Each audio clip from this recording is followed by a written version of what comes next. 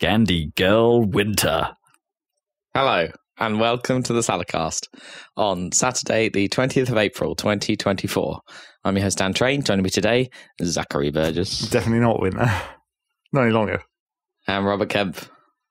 Ignoring the Scandi part for a second, I haven't even looked at what this thing is. But what even is a girl winter? A girl winter? Like, is it? Well, is the winter itself for girls, or is the winter a girl? Well, there was Hot Girl Summer, wasn't there? Oh, is that a thing? So, did you not know about Hot Girl Summer? I assume Scandi Girl Winter means how Scandinavian women dress in winter. That's a thing. Yeah, okay. I get it. Yeah. How do they dress? Do they dress sensibly, unlike the kind of people going out in Newcastle in miniskirts? Isn't it like freezing? Like nice turtleneck, like super woolen jumpers or something? Like very cozy, fair isle jumpers and like hygge. Yeah, hygge girl. Hygge. Yeah, however that's pronounced. Probably. Just means super cozy, right? Yeah, I guess. Cozy. Cozy white blonde girl winter. Right, because they're blonde, because they're Scandinavian. That's the stereotype, right? Sure, but it's also borne out by actual demographics. Right? I mean, there are a lot of blonde people.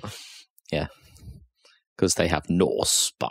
Norse power, the best power.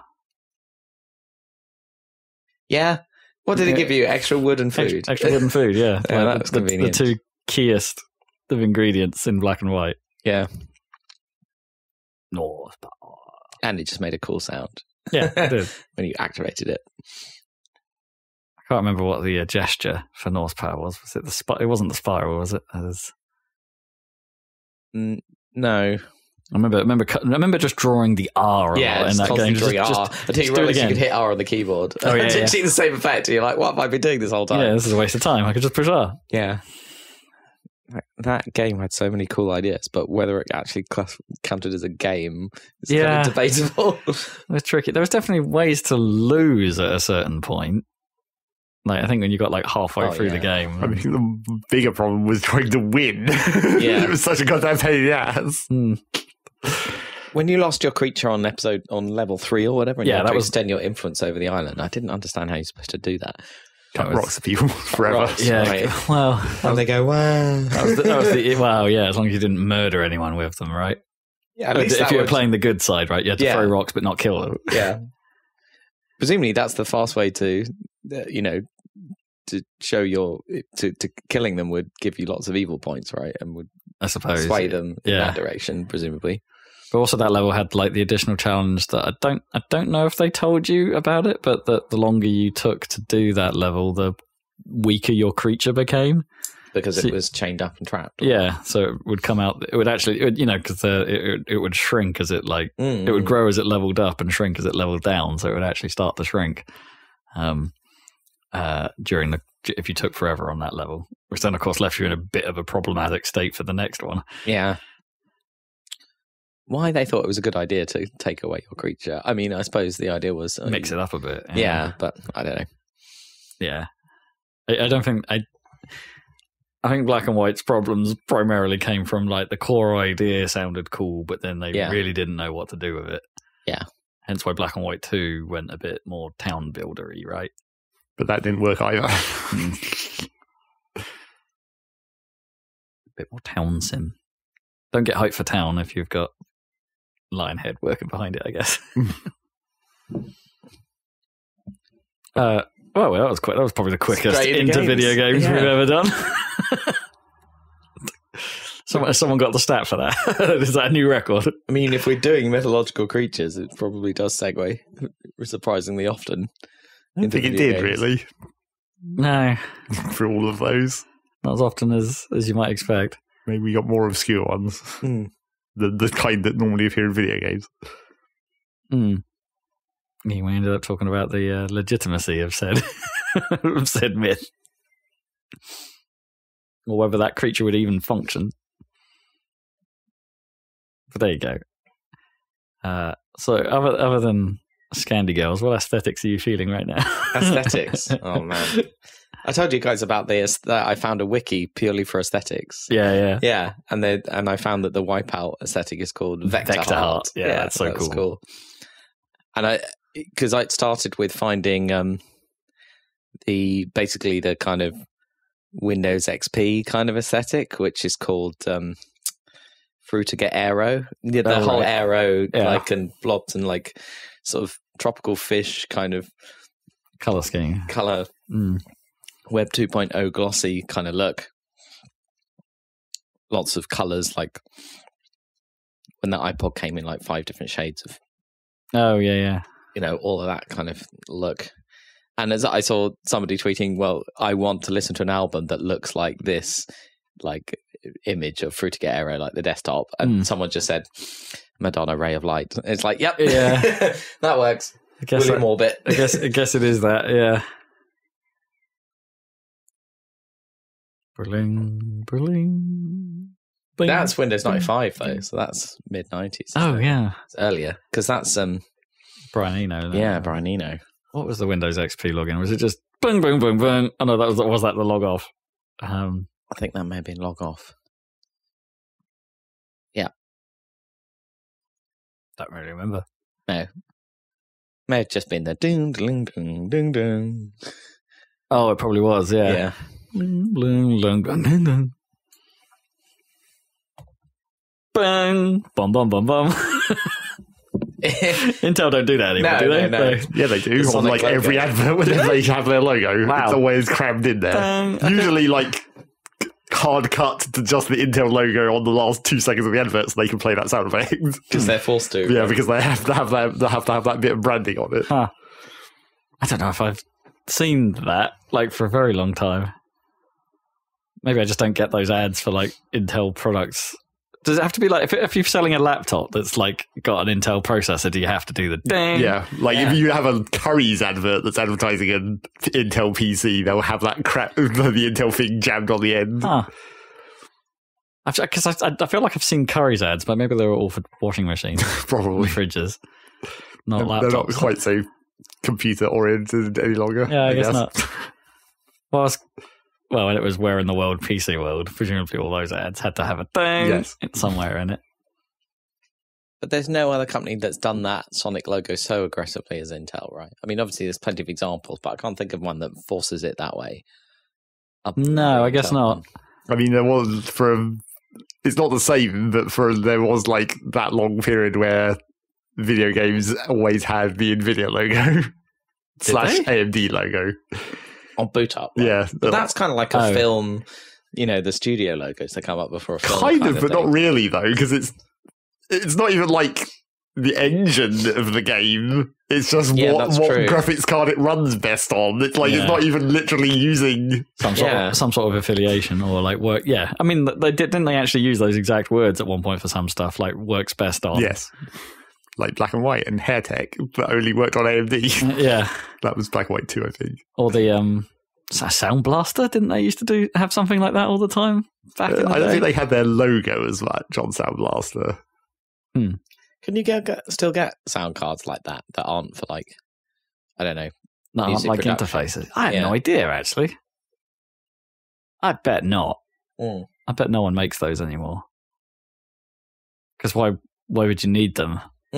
Like the Realtek kind of have, as far as I know, kind of have the market like absolutely sewn up board. Because they make the chipset that every motherboard has, right? And that just handles 7.1. I don't know that they do like. I don't know how. Can't say I've seen like Dolby in many Windowsy devices, like Dolby Vision or Dolby Pro, whatever. Not Pro Logic, Pro Logic's ancient, but something. Atmos. Yeah, that's it. Yeah. Yeah, I don't know. I've seen that particularly. So I don't know if that's a Realtek thing or if you need some other chipset. Because Soundmaster had, I'm sure I had the tail end of it where it had that EAX. Right, yes. Thing. Yeah. I think I had a machine with EAX. Yeah, that was quite cool. Yeah. That was when they had to offload all of that sort of processing to the graphics card, which is now just all done in CPU. Yeah. Not graphics card, sorry, sound card. Yeah. Yeah, EX was fun because you could just like I don't know if they still do that because I don't think I run the full driver set on these machines, but the Realtek driver set where it has a control panel. But I don't think I run those. But the the fun thing when the EX came out, obviously you just sort of play with all the crazy like reverb and effects that it gave that it would apply globally to Windows. You mean you'd accidentally have them turned on and have to figure out how to turn them off? Yeah. That's what actually happened. It's like, why is it stuck in bathroom mode? I think that happened to mine. I think it would like default to bathroom half the time. It sounded like you're in a bathroom. Yeah, that sort of like close reverb. Yeah. Super close room. Almost toneful. That sort of thing. Yeah, it was nuts. They should have to bother about friggin' IRQ values anymore. Your sound card works perfectly. Yeah, just randomly choosing from that drop-down box. Yeah, Is it go through the ultrasound today. That was one of them. That was one of them. Roland, wasn't there? There was a Roland card of some description. All the different MIDI palettes. So the game sounded totally different on different machines. Yeah. MIDI sound fonts. Yeah, it was a weird time. I'm glad we're past that part of old computing. But I suppose PlayStation 5 still talk about their 3D audio and everything. It's yeah, still a thing like people care about. I don't know that, like, since they talked about that, whether that's ever been talked about after the launch of the PS5. Yeah, did anything actually implement it or noticeably implement it? I think it's a thing, and obviously they have official headphones that do it or whatever. Right. But it's like binaural, right, isn't it? Sure, but then you can just do that through any speaker set, right? Yeah, You don't need a set of headphones to do that. But I haven't heard hype about it because that was like a big feature that I think the guy, what's his name? Cerny was just keen on it. I mean, it's a cool idea. Like path trace your audio. Like, it's cool. Get realistic reverb. It's not a terrible idea. That's cool.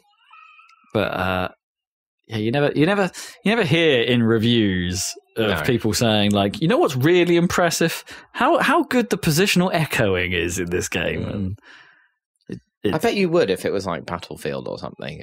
Maybe, but they did in Last of Us, didn't they? That was the one where they made a big deal about it, but that wasn't even PS5. So no, but you're right. They did make a deal of that, didn't they? When the The Last of Us 1, right? That PS3 trailer, they were talking about how the echo changes based on the rooms and distance of enemies and if there's obstacles in the way and all that stuff.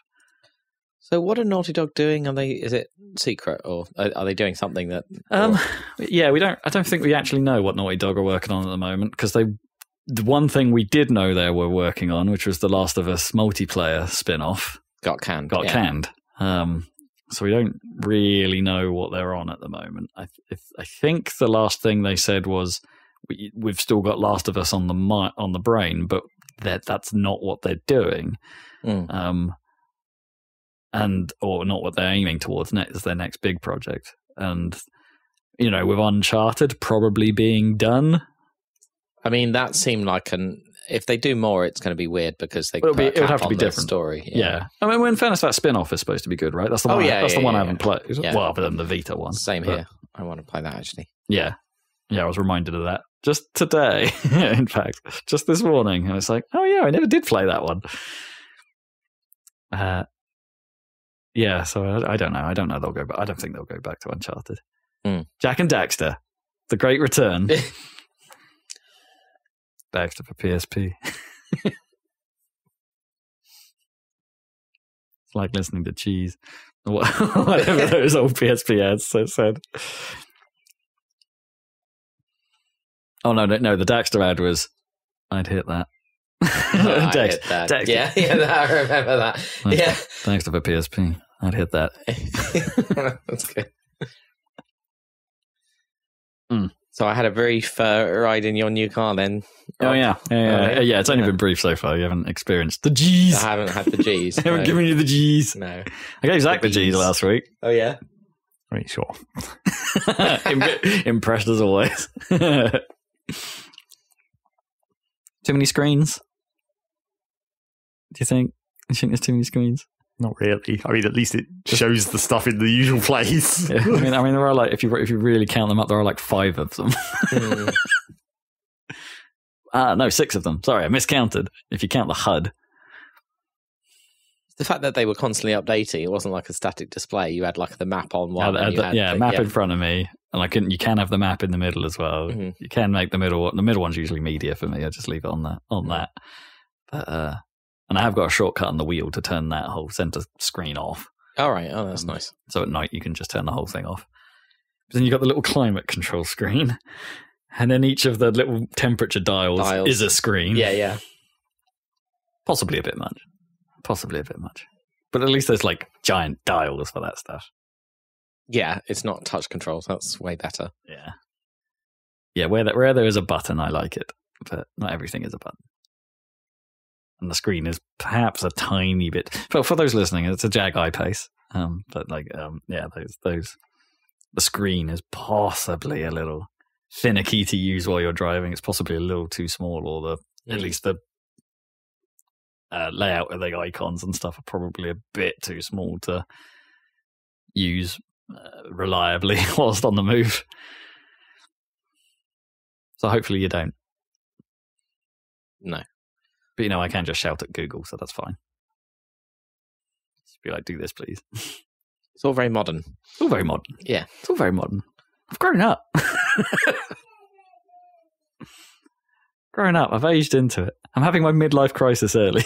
With a Jaguar. I don't think this counts. No. Doesn't it? It's like a sport. It's a regular ass car at this point, really. It's not even a particularly unusual EV. It's a sporty Jag.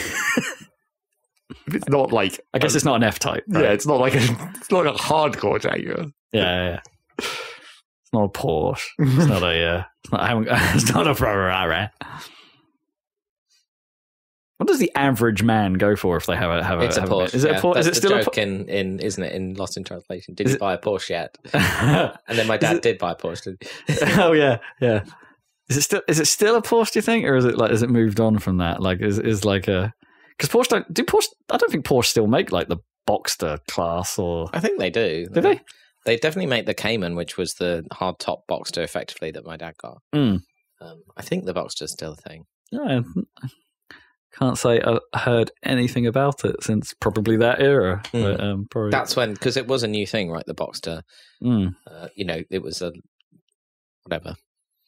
cheaper tier. Yeah, lower tier. Not cheaper, but whatever. But not a 911, right? Yeah. It wasn't a 911. Yeah. Is it called a Boxster because it's got a flat engine, right? Where they're boxing. Oh, possibly left and right. Yeah, that would make sense. Yeah, I guess it's still that. Because I don't know. But the average man wouldn't be able to afford one. No. So it's like, what would those be? I think that's why they had it, right? Like the Boxster, because the average man couldn't afford a 911 for their midlife crisis. Is it just a bike, actually? Is it just like a Harley or something? Well, not like those cheap. No. But especially if you consider the utility, even of a sports car against a bike. Yeah, it's true. Sure. Yeah, value for money. Yeah, a Harley isn't up there, right? That's the thing for the midlife crisis for the man in his 40s, 50s. It can't be that uncomfortable. It can't be an actual sports car. That's why it has to be a Porsche, right. You see. Can't be a racing Aston. Well, yeah, no, well, maybe Aston might be an Aston's like a touring car, so yeah. But that's even more expensive, isn't it? Maybe the same as a 911, yeah. Depending. They have a whole tier range, right, where you can go insane or you can go... Yeah. Well, even the entry-level Astons might not even be... Yeah. I don't know. And now they all have... Kia Stinger. Well, yeah. Now they all have the EV ones in different range classes as well. Yeah, still slightly blown away by the fact that, like, in a couple years' time, Jag aren't going to have any petrol cars. Any petrol cars at all? Yeah, just EVs. It's slightly confusing. Because the F-Type's great, right? Everyone loves the F-Type. Yeah, it's a shame. They could get rid of their other range, like the E-Pace and the F-Pace. Yeah, whatever. I can see why they have a problem there, like them being Jaguar Land Rover Right. It's like if I was going to buy an E-Pace or an F-Pace, why wouldn't I buy a Land Rover? Or a Range Rover or some description of that. I kind of get that why they might want to phase those out and make Jag the electric brand for that size of car. But the F-Type, come on, man, that thing's classic. Cars. An old Audi TT. How about that as a midlife crisis car? Yeah. I think they were not the modern ones, the older ones. There was some kind of thing where they got maligned at the time because they became associated with drug dealers or something. Oh, really? Yeah, which was not the fault of the car. No. Which is a good car, I think. Yeah. But yeah, that design, it was cool, but that is dated. Oh, yeah. It's gotten an age to it. Yeah, definitely. But yeah, they're cool. I like an Audi TT. Yeah, definitely. I was thinking I would get myself a Honda S2000 for 30 grand. Well, yeah, all right. Yeah, that's not a bad choice. An Evo? A Mitsubishi Evo? That's too sensible. That's got 4 seats. I need it has got 4 seats. Oh, yeah, I see what you mean. Drop top, 2 and it's seats. fucking huge as well. Yeah. You'd probably struggle with that in London. Evo, well, I mean, Evo's just a regular ass car size. I think they're Like, presumably a bit good. bigger. Presumably, a good Evo is like harder to find or whatever for a good price. Maybe, I don't know. yeah. Well, and I don't think Mitsubishi actually make the Evo anymore. I think that's another. I think they got out of that game. Yeah, that's a point. What? That's something I know nothing about. Obviously, I know about Formula E and stuff, but I know nothing about electric car EV rally. That must exist. Oh, that does exist. Yeah. I forget what it's. Well, it's not strictly rally. They have like these big, like almost trophy truck racing in electric trophy truck racing or kind of thing. I think they call it. They might be Formula Extreme or something. They call it, but it's still like racing. It's not like rally style stages. Yeah, I don't know that. Yeah, you're right. That must exist. Must exist, but yeah, I've not ever heard of it, I don't think. Yeah, I don't know. Man, that must be crazy because those things would be heavy. Well, yeah. Yeah. The suspension requirement must be a bit nuts.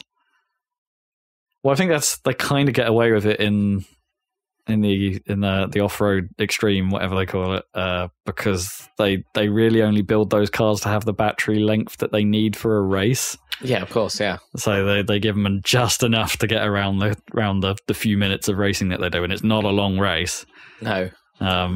So yeah, maybe the weight is actually lower than you expect. Yeah, interesting. I don't know. Maybe they'll turn up in the next Dirt game if they exist. Did you say someone's making an indie game that's kind of Colin McRae 1 style? Yeah. I think it was literally just called Classic Rally or something. I did spot that on my travels. Yeah, in the current trend of everyone trying to make old games again. Yeah, Colin McRae 1 style at that. Yeah. Which I'm vaguely tempted to try and get hold of a PlayStation copy of. Because I really don't remember it that well. I know we used to play it a bit at yours on PC. Yeah, I had it from one of those. Even when I bought it, it was from one of those replay type publishers. Oh, right, yeah. Not new, whatever. Yeah, kind of on the sort of 20 quid range. Release, yeah. Because you guys had 2.0 or whatever. Yeah. Yeah, I played that to death. And I couldn't get used to the handling in 2.0. Oh, yeah, loved it. Loved 2. 2 was great. And then we all kind of skipped 3, right? And then went straight to 4, and 4 was another good one. And then you got Dirt 3. Oh, which yeah. Constantly encouraging to post it to YouTube. Worst audio thing. I did play a lot of Dirt 3, to be fair, but that stuff was kind of annoying. Yeah, I did play a fair amount of Dirt 3 as well, but not nearly as much as I played with Dirt 2. Dirt 2 is probably the only one I actually 100%ed. I think I did everything that game offered. because it was just so cool. It nailed the style, right? Of all of the Dirt games, I think it was the one that like absolutely nailed the style. I mean, Dirt 1 had the brown filter. Yeah, they did, which is a problem. It's a problem to go back to. But that menu was super rad, right? With the arrows everywhere and everything being excessively 3D. And it was cool. Yeah, the Codemasters really flexing in menus. They did that across all their games at the time, right? Like even it was the other one, Grid had a bonkers 3D menu. It wasn't quite as bonkers. You were just in a garage, but all the text and stuff was in like that a little bit. If you've ever seen the box art for it, the like Grid logo, fat font, when like, but all the letters were metallic and just floating in the air. That must have taken friggin' ages to make. Okay, so what's your favourite game menu? Coolest game menu? Coolest game menu. Mine might be just Jet Set Radio or whatever, the first one. I mean, yeah, but there's not a lot to its actual menus. It's just got style. It has got style. Oh man, that is a toughie. I don't actually know. I remember the Chronicles of Riddick Escape from Butcher Bay having this like weird metallic a cube that span around for its menu. Oh yeah, being kind of cool. A bit like the GameCube. Yeah. But it didn't go whenever it did.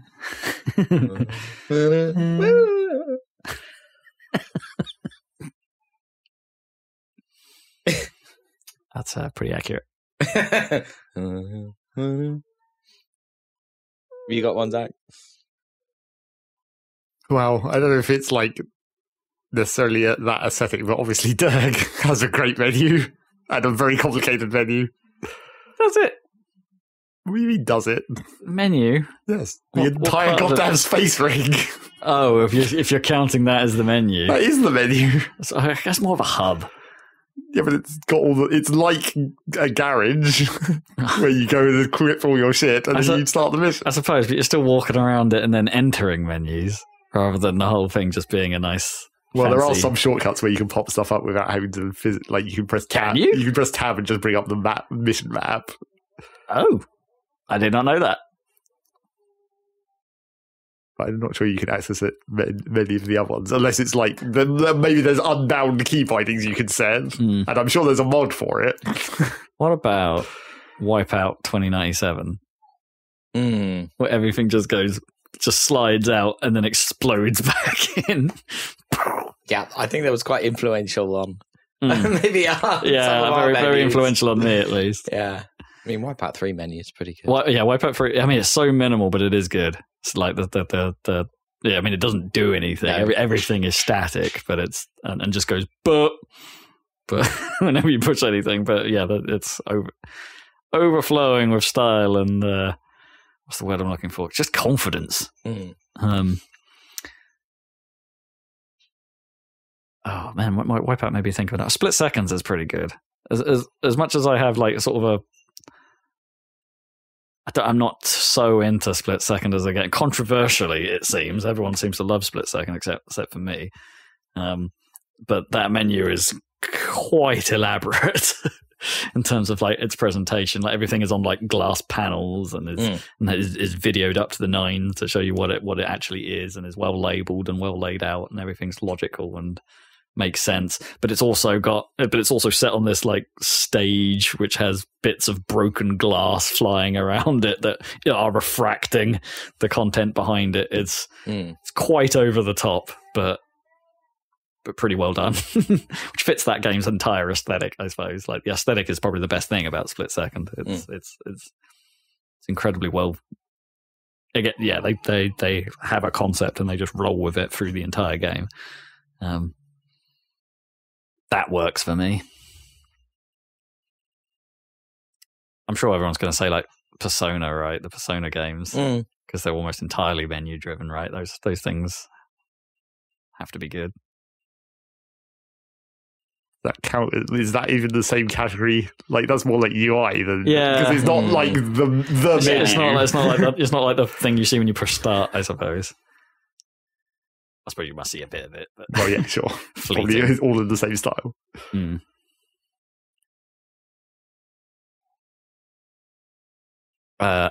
Not for any kind of visual finesse or any kind of actual usability flair, but Pac-Man Championship Edition. Oh, just because of the music. Yeah. Can you still play that game, or what happened to that? I mean, I think I've still got a working Steam copy. And I'm assuming it's still installed to my 360, so it's probably still good. I think the 360 Xbox Live is still live, I think, but the store isn't live or something. So you can still actually. I think that's how it is. Or did they actually shut it down? I can't remember. Yes, you might have difficulty downloading stuff, but you can at least get to your stuff that's already on it. I can't remember the state of 360. Turns out the state of Xbox 360 modding is pretty healthy, though. Oh, yeah. Because I was obviously, we were talking about it before, like sort of browsing around trying to figure out if I should just pull the trigger on buying or trying to sort out a modded original Xbox. OG Xbox. Avoiding the whole problem that I have of the DVD drive dying, because you don't need a DVD drive on a modded box. You just FTP the ROMs to it. Problem solved. Yeah, so I was looking at that, and like obviously you search for modded Xbox and you get all modded Xboxes, and it seems like the 360 scene is burgeoning. There's loads of them out there.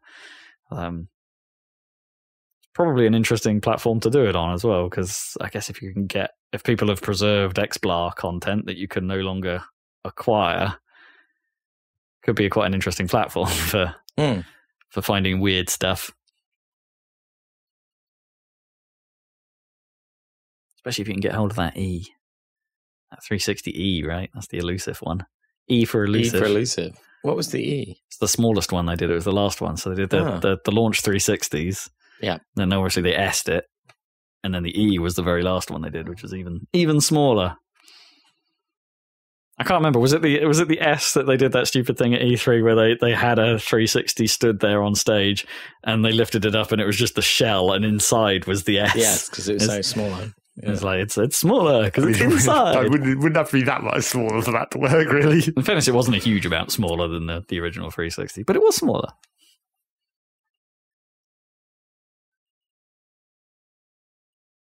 So what else is going on? Yeah. What else is happening, boyos? Been watching anything good on telly? I've been watching Curb Your Enthusiasm. Oh, God. It's the last series. And so I'm getting to the final episode of Curb Your Enthusiasm, finally. But, it's very good. It's very gentle. Like, he's just, retired, go to his golf club. It's the same as it's been for the past, literally. When did Curb start? I think 2000? Yeah. Well, it was around then, anyway. But it's still so funny. I don't know how they do it. I know a lot of it is like improvised and stuff, and I suppose this is kind of a send-off type thing. It's like a victory lap kind of thing. It's like the last season. Are they doing the thing where they bring back all the old characters? They will be. Like, I haven't seen right now. I'm in the middle of it, and it's just kind of the normal people that you see. There's Vince Vaughn's in it a lot at the moment. But I think the finale will definitely have Jerry Seinfeld and stuff in it. Right, yeah. We were watching, the latest series of Death in Paradise, and Gnome thought that it was going to be the last season because they were doing that thing, right? Pretty much all of the old notable characters turn up at some point throughout that season. And it's just like, oh, they're winding this up, aren't they? And it's like, no, well, spoilers, they're winding up that they wound up the lead. They wound up the detective, as they do periodically. So there will be a new detective next season who we don't know anything about yet, because we know they've renewed for 2 more seasons. So it's like that whole thing of like, oh, this is going to be the last season, and then it's like, yeah, sorry, hon, it's not. We've got more. We got more to come. They're doing another spin-off of that. Like they did, like, it's not called Death in Devon. I can never remember the name of it, but it is basically that. It's basically that show in Devon, but less good. Death in Devon. But there's another spin-off coming of some description. Death in Paradise is huge, it seems, for the BBC. It's just, it's not serious TV. You just sit down if you want something, a little bit of light murder. Yeah, a bit of casual murder. Yeah. just cash murder. Yeah. This, I suppose a lot of British detective shows like count as cash murder. Yeah. Like Midsummer, I suppose. Yeah. Jonathan Creek. It was all cash murder. Inspector Morse, I guess. Yeah. I don't know. I suppose Morse could be a little darker Morse at times, darker, yeah. and Lewis. What does CSI count as? Does that count as cash murder? It's or like is that flashy murder, isn't it? lens flare murder? Yeah. Aesthetics. We're back where we started. Lens flare murder aesthetic. Let's go. Yeah!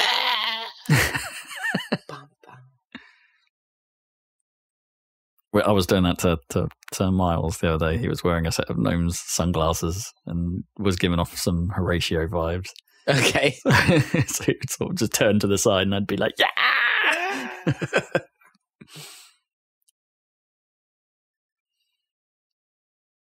TV. Horatio. Yeah, we've talked about this off air, but oh boy, that Christmas episode of The Bear. Yep. The Christmas was it a Christmas episode? I mean, it was set at Christmas. I don't know if it released at Christmas, but that is intense. Yeah, and it's a whole hour-long episode. Yeah, it's really long. Because some of the episodes of The Bear are half hour, aren't they? Most of them are half hour. Yeah, most of them. Yeah. And so when you get like a full-blown one, it's like, wow, we're in it, boys. And it is non-stop chaos and just madness, and it's like it's an impressive feat. It's an impressive thing to wrangle together, right? Because it's one of those shows where a lot of people talk at once in a sort of realistic fashion, rather than everyone being polite and waiting their turn. It's more naturalistic in that sense.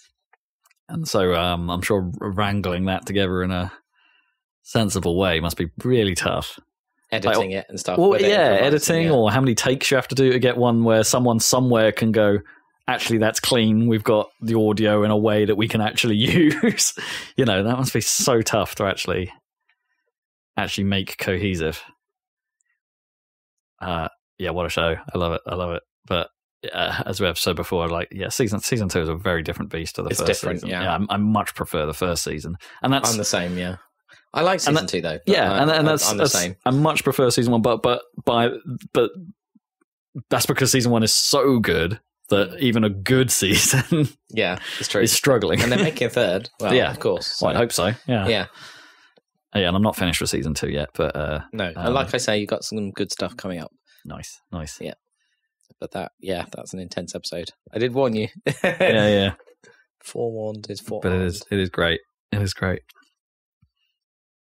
And how hype are you for Fast and Furious 3 tonight?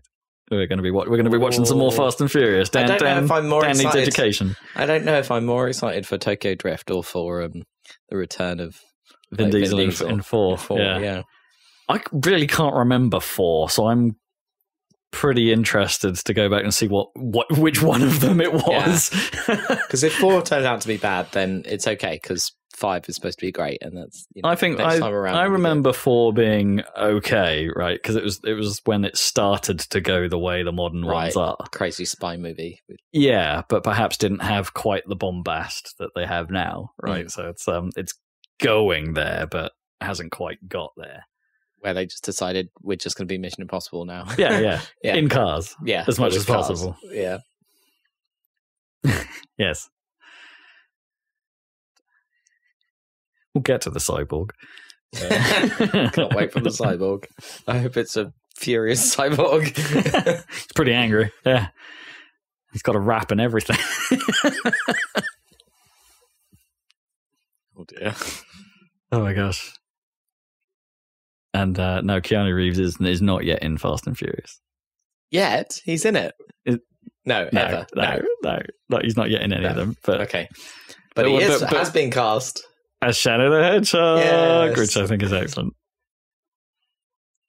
Sonic the Hedgehog 3. We still haven't seen Sonic the Hedgehog 2. Or you? No, we've not seen it yet. Yeah. Do you reckon Keanu's going to be doing like the Christian Bale Batman thing for to play Shadow? No. Like, what voice is he? Because as much as I love that he is Shadow, I don't quite know if I can connect the dots on his voice to Shadow's character. Because what does Idris Elba do for Knuckles? Does he do it? He sounds a bit like Idris Elba. Yeah. I don't think there's a huge amount of accent work there. Well, it's not like Shadow in the most recent Sonic cartoon is all that traditional Shadow either. He's just normal dude talking. Yeah, he's a little bit, he's deeper than the other characters, right? Sure, but that's not hard. Yeah, you just need to hire someone with a slightly deeper voice, but does Keanu just have to do his like slightly understated whoa voice,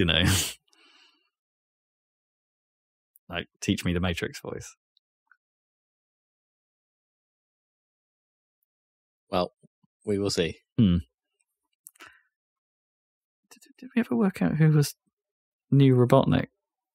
Have they not announced that? Oh, no, I don't know. I mean... Yeah, or is Jim Carrey actually coming back after all? No, he's said he's retired, hasn't he? So maybe I'll have a cameo. That means they need another baddie. How do you have another baddie? They have the new guy who turned up and he's just called Eggman now. Oh, right. So they're two separate guys. In this universe, it's just two different people who are coincidentally both antagonising Sonic. Do you reckon something happens with an egg in a fridge? And I mean, that would be the obvious way to do it. Yeah, rotten egg in a fridge, and he picks up the Sonic like quill thing with the electricity, and he ppicks up an egg at the same time, and then something bad happens. Like the fly. Yeah. And then it's his assistant, right? He's bringing him a coffee one day, and well, it won't be anything. It won't be anything as cool as that. It'll be like he picks up the quill, he picks up the egg, the electricity arcs off the quill and makes the egg explode, and then everyone just calls him Eggman because it's funny. It's not actually going to be anything. It's not actually a character change or anything. Yeah. It really isn't. Oh god, it's Zavok, isn't it? It's going to be Zavok. It's absolutely not going to be Zavok. I mean, they try every time to bring in a new, recently, right? They keep trying to bring in a new antagonist who is ultimately sort of connected to Eggman, obviously, but maybe it will be Gerald Robotnik. Since it is Shadow, bring in the Sonic Adventure 2 storyline.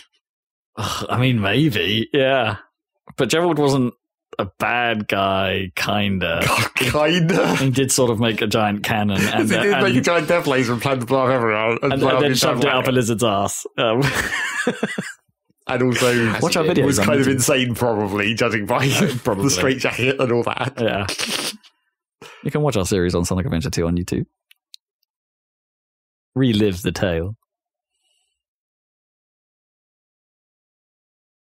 I mean, maybe, yeah. Or Rouge is actually bad for a while, like properly bad? Or are they just going to make Shadow seem like bad somehow? Well, probably. I mean, they just spend the entire bad Sonic, and they just spend the entire movie chasing Shadow, and then and then figure out what Chaos Control is, etc. And then run into Gun. Well, that's and a giant kind truck. Of what the government already is in the first films, right? It was just the US, isn't it? Yes, but it is still like it's basically Gun. They'll probably develop robots at some point. Well, you'd think like if Eggman was on their staff role, as he is sort of possibly in the first film, right? That maybe they'd have some advanced robots in. Well, but the point is, like, they're only just discovering the power, right? Well, yeah, sure. Now that Sonic's turned up, they're like, holy shit, we can use this energy. But Eggman had a bunch of cool robots before the Quills. Kind of. In that universe. And he hasn't even started harnessing the power of small bunny rabbits. Well, I suppose they needed to be like bunny rabbits from Mobius or wherever. I don't know if that was ever really specified how that worked in that way. What the energy is. From Flickies. Well, not even Flickies, but like in like regular Sonic, it's just regular animals, right? They might all be Flickies. You reckon? Like it's a because they're all like the same size. They're all like tiny versions of animals. It's like they might all be technically some kind of class of Flicky. Yeah, I mean, I guess it's never implied that they're the sentient ones, right? No. Even though it's sometimes implied that Flickies have a level of sentience, right? Like or intelligence, but. I mean, sentient. Yeah, well, I suppose all sentient, all animals are sentient to some degree, I guess. But like, you know what I mean? Not like past some intelligence threshold. Civilized. Civilized flickies. Yeah. Unionized. Unionized flickies. They've been working for Robotnik so long that they decided to organise. Yeah, just form a union. It's like, well, if it's going to be this way, we can organise a better deal. It does seem like that is almost what it seemed like they were implying in like that Murder of Sonic Hedgehog with the train, and like how Robotnik was rewarding the robots with like, like they obviously have some kind of incentive. Yeah, some kind of gamification in the deal workforce with Robotnik. They aren't just things he made, even though that doesn't make any sense. Oh, should we talk about the news? Yeah, what news we got this week? If we've run out from the casting of Shadow the Hedgehog. I suppose that the biggest news is the evolution of the term premium indie. From our discussion last week. Yeah, like in a strangely timely fashion, after we were talking about how, there's multiple tiers of indie games, we got both Nintendo's indie world, which is very much the not premium indie world, I suppose, and then the AAA initiative, which is, I guess, what premium indie really is, because it's those studios everyone seems to love doing. Oh man, I should shout out to Carl Bosman, because I think he absolutely nailed exactly what this show was. It's like if AAA is supposed to be a play on AAA and them taking the piss, I think they ended up flying a bit close to the sun. But and I agree with Kyle's take on this, because most of what we saw were established IPs getting sequels. Sure. Like Slay the Spire 2 and I don't know, I made a list here, but my list is hidden. Let me get it back. Slay the Spire 2, Wizard of Legend 2, which, by the way, I'm not sure I like their new direction. Like, they've gone like 3D graphics rather than nice pixel graphics. Well, yeah, in that sort of like Hyperlight Drifter to Hyperlight Breaker is doing. I'm not sure I'm into that. I mean, if I was going to move that game into 3D, I'd want it to be like low poly 3D. I would like Pseudo Regalia or whatever. You want it to be that like intentionally old school looking 3D. Yeah. Maybe PlayStation aesthetic over N64 aesthetic. Well, yeah, sure. Yeah. Like PS1 grunge. That would probably do Wizard of Legend quite well, I think, actually, that sort of... Because you could have the effects still be... quite pixely. Sprite-based, possibly? Spritey. Even in a 3D environment, that would be pretty cool. Spritey, unfiltered. Yeah. Use some Mode 7. Use some Mode 7, yeah. Yeah, I don't know. I'm not sure I'm into the art direction on Wizard of Legend 2. But yeah, What the Golf is getting a sequel called What the Car. Okay. Because I guess, but like What the Golf had quite a lot of like car driving in it. Yeah. So I guess they really just like that bit of the game. Well, it means there's going to be a lot of golf in this one.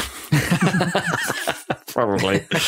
I mean, it has a pretty good, classically it has a pretty good trailer, but it's also a very similar looking game to What the Golf. But yeah, good to see them putting out something else. The three things did catch my eye as potentially interesting to us as a crew. First one being Old World, because it looks a lot like Civilization after the conversation we were having about Civ 6 and Aura. Someone else is having a go. Yeah, but indie makes it more risky. It does. Yeah, how much are they changing, or are they flying too close to the Civ formula but not quite hitting it? That old chestnut. Yes, is it just going to be someone's remaking Civ 3 or something again? Yeah, in the way that people do. Yeah, exactly. But hey, someone's having a go. Mouse. That's all it's called. Just Mouse. Not even the graphic novel Mouse. It's not Nazi related. Just Mouse. But it seems to be a boomer shooter, but with the Cuphead cartoon aesthetic. Oh, okay. So, like, imagine an FPS, but you're gunning down sort of like gangster-looking mice in black and white. I think I've seen footage of that. It looks pretty cool. Yeah, this isn't the first time we've seen it. It's definitely been about, but yeah, it looks pretty cool. So that showed up. Are they going to actually use the fact that the original Mickey's out of copyright to put him in the game? Oh, I wonder. Yeah, if he's like a boss somewhere or Steamboat. They could write Steamboat. I mean, they could write something next to a river and just have Steamboat Willie go by whistling. That'd be kind of funny. And the final one, which is really straddling the line between indie and triple I and triple A. What would that be? Probably like not triple A though. Like triple F. Something like that. The Rogue Prince of Persia, which is I don't know. This is weird to me. Like, so the timing is weird in particular, given that they've only a couple of months ago a 2D Prince of Persia game came out that people seem to quite like. I can't remember. Lost Crown, was that the subtitle? I can't even remember. But yeah, that was definitely a Ubisoft joint. Sure. But the Dead Cells developers, Evil Empire, coming along, and they're doing a 2D Prince of Persia game that is supposed to blend Metroidvania elements with a bit of roguelitiness, as I guess the Dead Cells developers are used to. Yeah, and that's going into early access very soon. But they should probably hurry up and finish that other game first. Yeah, which I can't even remember the name of. No. But that's a Hades style roguelike, right? Well, yeah, I mean, it's like with multiplayer. That's its like quirk. Well, maybe multiplayer, I suppose. It looked a bit like it had multiplayer. Yeah, maybe. Could be some weird team switching thing, I don't know. That's true. I guess it could be. Yeah, I mean, it looks really cool. I think its aesthetic is. I mean, I think the last Prince of Persia game trailed pretty well. It was not. Like, I don't know. I think that EGX demo we played was pretty underwhelming, but that may have been just a bad slice of the game. I'm not quite sure. I don't know why they chose that bit for us. Yeah, I don't know. It didn't feel. Yeah, it didn't feel representative of, or at least I don't quite get why everyone is so high on it off the back of what we saw. Yeah, off the back of what we saw. Yeah. Whereas, just immediately you look at this thing and go, yeah, that's a good look. It's okay. It's slightly confusing that all the humans are purple, but I'll let that slide and get behind it. I think it looks pretty cool. Yeah, want to keep an eye on. I think want to keep an eye on. But as I say, because it's going into early access, don't know if it's actually coming out this year. Probably a year-long process. Dead Cells was in early access for friggin' ages, wasn't it? So. Yes. Well, and continued to get updated even after it released. Yeah. Forever. Before they considered it V1. That's my picks from the Triple I. Things I will say about this showcase: there was very little faff. It was very fast, straight to it, like trailer, just keeping it going. Like very little. There was only a couple of talky where some of the developers did a quick talk to camera, but it was like usually less than a minute of that. And there was no presenter for this thing. It was just all, it wasn't like overly explanatory like Nintendo stuff. Or anything like that. Going back to Kyle, he had some problems with the language they used where they did decide to take a little break, but they did that by just text on screen, like laying out text in fun ways to be like, "Are we still hype?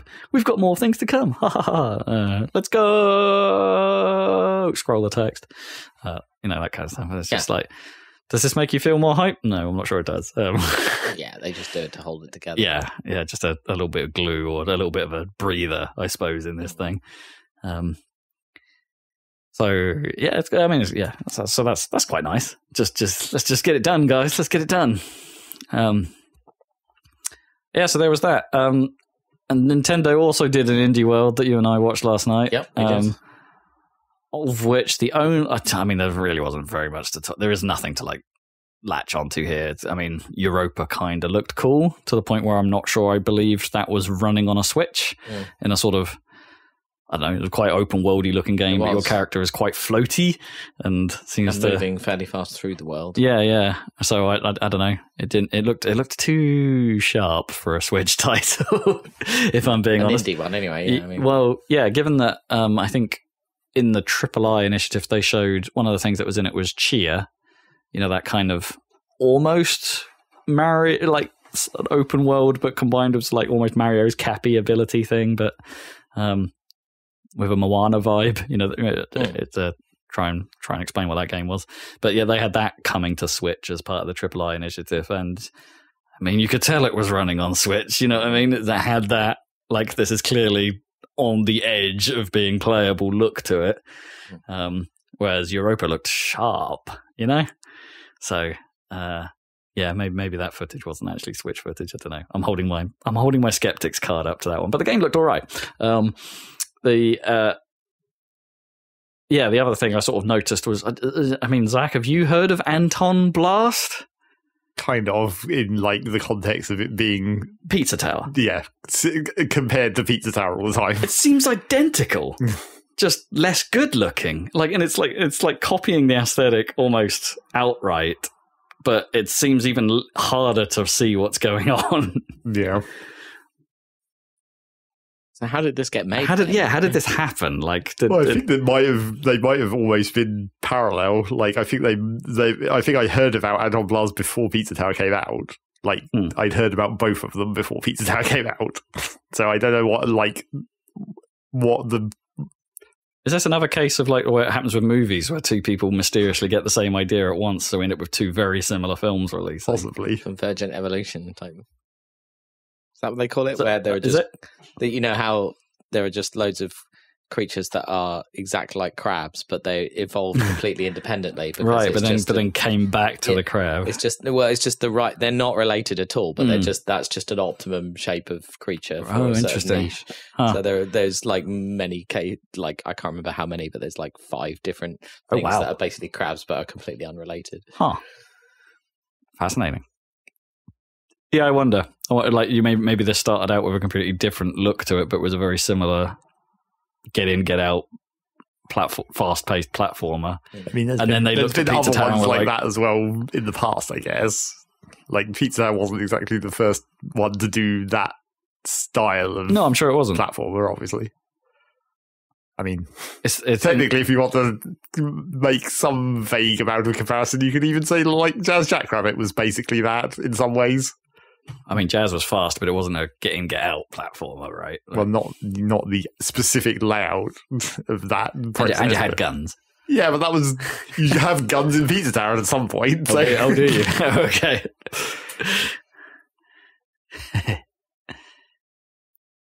And realistically, like, if you're talking about the guns in Jazz Jackrabbit, it might as well just be like a shoulder charge, because you're basically just firing at stuff as you're running at them most of the time. I suppose once you leveled up, that was the weird thing about Jazz, right? Like, because all the other guns needed ammo, so you just, like, once you got the rapid fire, like, charged up on your main gun, just use that, just hold the button down and run, and everything in front of you dies. Yep. Use the ammo for bosses. Classic. Can we go back to Jazz for like a video? Maybe. Does that fit? Because it would look a bit weird on modern PCs, right? Didn't we? So. Well, I suppose. But yes, we did do Cyril. I think Jazz Jackrabbit is a bit more famous than that. But we're more familiar with the sequel, right? And I don't think I ever played the first all that much. But because I think I only had the demo, right? It was a classic shareware demo, that first Jazz. Everyone had that. But yeah, Jazz 2, we had the full thing. And I think that would be a bit weird on modern machines, because it does, the bigger your resolution you set the game to, and I think it basically supported any resolution you threw at it. But it just, but the game doesn't scale. Yeah. So Jazz would be actually tiny in the middle of the screen. But maybe that's a good thing. Like, I don't know how much the game was designed for how much visibility you have. Well, I mean, the problem with that is, like, at a certain point, the level just stops, because it's a tile set based thing. So much like Sonic, if you zoom out too far, there's just nothing there. Or did it not camera buffer, like at the edge of the world, or like so the camera just stops scrolling? don't know about that, but like, you know, if you've like, because a lot of Jazz was like secrets and shit where they use it's layered. It was layered, so you'd have to blast the hole in the wall, or it would use its, at the time, pretty interesting lighting. But like, you could probably, if you zoomed out, if you had a high enough resolution on that, you could probably start to detect where the secrets are by just seeing like, here's a big lump of pointless wall. Oh right, if you can see where the wall stops the other side, yeah. Well, not even if you can see the other side. If you could just see like this bit of there's tiles out here that usually you wouldn't see for any reason, so there must be a reason. There must be something out there. Yeah. You're probably right. Yes. In your house. As that music went. I thought it was in the Nintendo thing, but maybe it wasn't. Maybe it was just secondary. But what about SteamWorld Heist 2? Oh, that was it. Yeah, that was the very last thing in the Nintendo Direct. Like, yeah. So, I mean, you're the SteamWorld guy here. Well, I mean, it was the best new thing that SteamWorld did. Not that they'd done much new things, I guess. It was that build. It was that and Quest and Build. So yeah. That was the best of those three, for sure. What was SteamWorld Quest? It was the sort of Slay the Spire, like, RPG card battling. I think it was cards. Yeah. Card battling thing. Oh, I don't remember that at all. Right, yeah. So you mean other than Dig, obviously. Yes. Heist is... I mean, you played a bucket load of that, right? Was it 3DS? Yeah. So that would be nice to have more of that. Because you 100% at that thing, yes. Right? Because you went hat hunting. Well, I don't remember whether I got all of the hats. Maybe I did, but I definitely did all of the like missions and stuff in hard as well. Also, jeez, right? Not that that's super hard, of course, because it's a SeaWorld game. Those are generally not that difficult.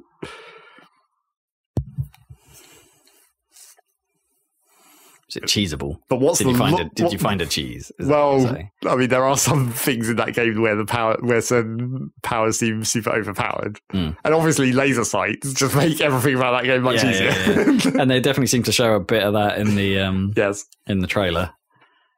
I mean, maybe like if you were going to make that the second game, maybe you'd balance it for that, because like that's actually what's cool about that game. But like having to try and aim shit manually, especially in the first game, it's just like that kind of sucks. You want to have the levels designed in such a way that making the cool ricochet shots is the way to win, right? And then just let you do it.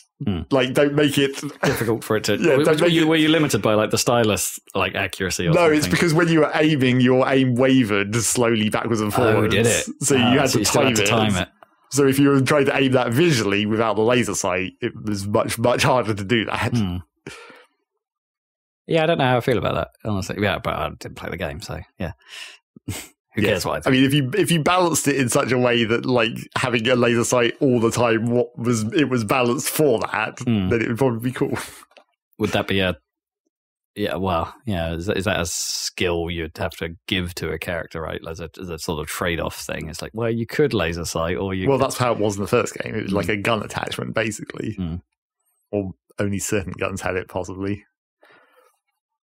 But yeah, I mean, if everyone had it all the time, but you balance the fights to account for that, could they balance it by having maps that would have like laser-proof surfaces, like as non-ricochet surfaces, maybe to make it more difficult to hit certain angles. Yeah, like that's a foam wall. That's actually going to just absorb your bullets. But what's the lore going to be? Because now they're pirates for some reason, which like they're on a planet again. Earth blew up. When does this take place? Didn't look in. Was it in space? Yes, Heist was. Yeah, but this one didn't. This new trailer, I can't remember. They only show the map briefly, and it's just like it's on ocean. They're sailing around in a boat. Yeah, and it's just like, and there's boat combat. Well, yeah, there's boat combat. But like, where's this in the timeline? Because Heist was the furthest in the timeline, I guess, because it happens after SteamWorld Dig. Oh, when they get off, which is when the planet blows up. And I guess I didn't finish Build, so I don't know how that turns out. But that's also in the that must be in the approach to the planet blowing up sequence. Yeah.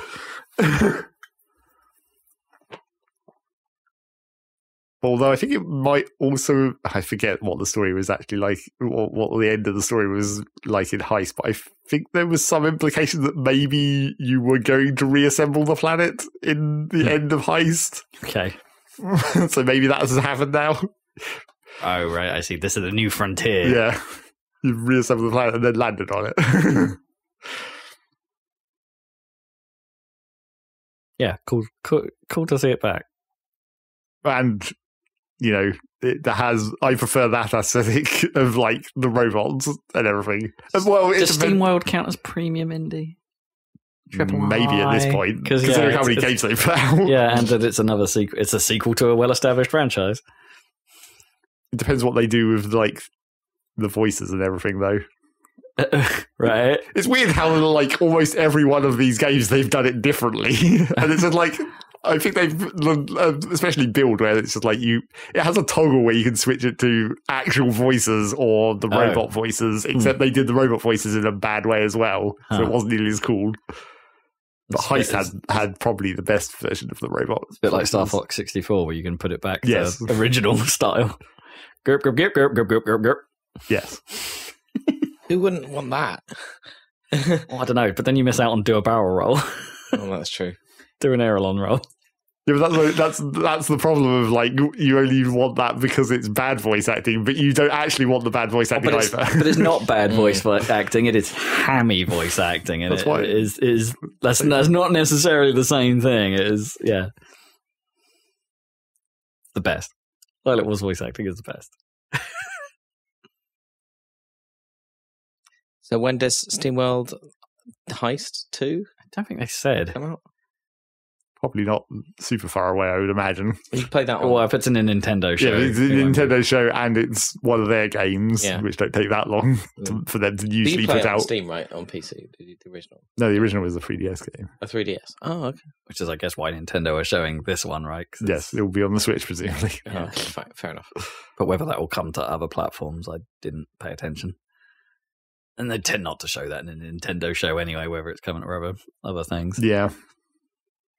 I mean, I wouldn't have said there would be any problem with it coming to PC, but I don't think they've released many of the other games on multi-platform. Like, they usually commit to one. Build and Dig definitely came out on Dig eventually did, though. Yeah, I mean, Dig started on Steam. Yeah, it wasn't like immediately. I think Dig 2 was quicker to spread around, and I think Build was pretty much day one that it came out on everything. Because it came out in Game Pass for a bit, I think. Yes, but that's also PC. Sure, yeah, but Xbox Game Pass. Yes. And in some ways, that game just inherently makes slightly more sense for the controller. Right. Than the mouse. Is it because the town is a bit gritty? Or? Well, no, it's because of the way, because that aiming system is like you're rotating the pivot, basically. So it's not like if you were doing it with a mouse, you'd be pointing at a place, but then your aim would be wavering across where your pointer was, I guess. Oh, I see. Yeah. Rather than the other way, you're rotating the angle that you're aiming at, which made it feel a bit more obvious, a control system. And also inherently that slightly less preciseness that is why that game was balanced that way. I think like having the waiver is probably a good way in some ways to get around the sort of XCOM style percentage chance. Well, thing. that's why it didn't have that. Like, yeah, because the percentage chance thing, I get why it's there, but it's also pretty annoying. That's why that game was all about the ricocheting shots and everything. It was just like everything had one health and you just had to hit them. Well, not everything had one health. A lot of things had one health. Headshots, anyway. Well, right. Sure. Pew, pew, pew. Indie news. That's kind of what we are, isn't it? We're indie news. Independent news outlet. It's us. We are indie news. Are we triple I? No, we're double I at best. No, maybe. I don't know if we've even dotted the first I. Yeah, okay, fine. Lowercase I. With just a stick. A rectangle. We're not even standing upright. We're at a slant. We're still getting through the news, though. So Still get through it. Yeah. Got anything else? Still get through it. I mean, Take-Two, layoffs, blah. Big news, bad story, but it's the same story we've been hearing since 2023. Yeah. Take-Two were just a bit slower to do it, which, I don't know, good on them for holding out. Is that how we have to look at this now? I don't know. Because like absolutely everyone is doing it at this point, except Nintendo.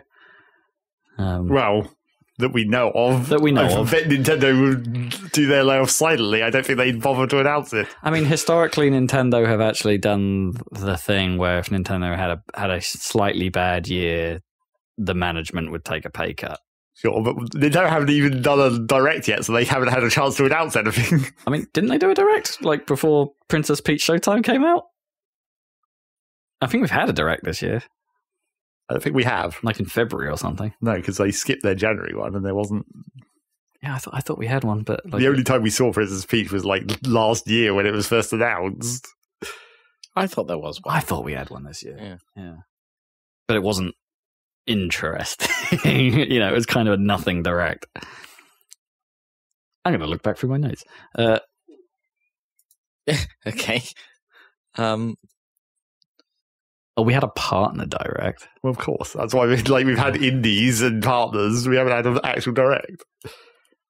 We're still waiting for them to say anything about, Metroid Prime 4 or fucking any other game.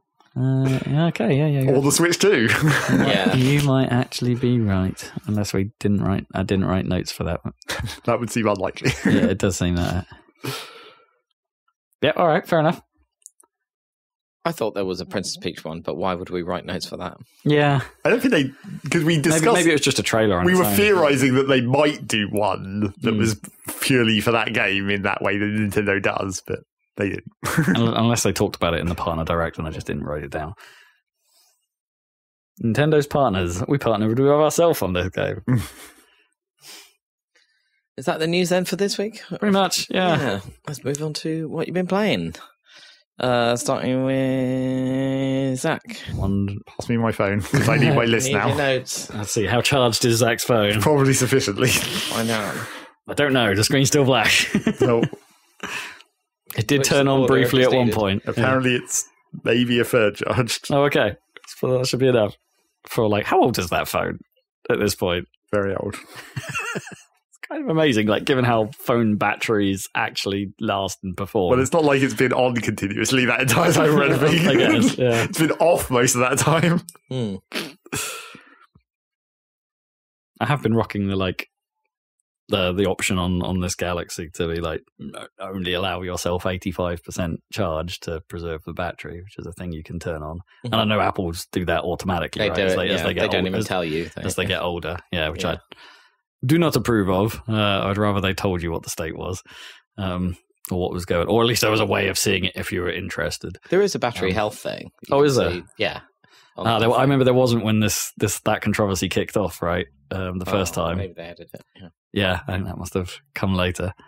But yeah, so and in fairness, this has been I think that has worked because this is over 2 years old now, and it doesn't feel too different from when I first got it, which is nice. I mean, it's a Galaxy. Galaxies have never been super great on longevity, I don't think.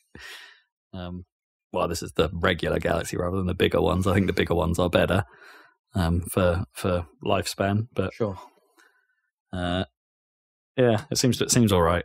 I have been tempted now that it's in its third year to be I might change this after another year or two. Maybe I should turn that option off and reap the benefits of my patience. Or maybe I should make this thing last forever.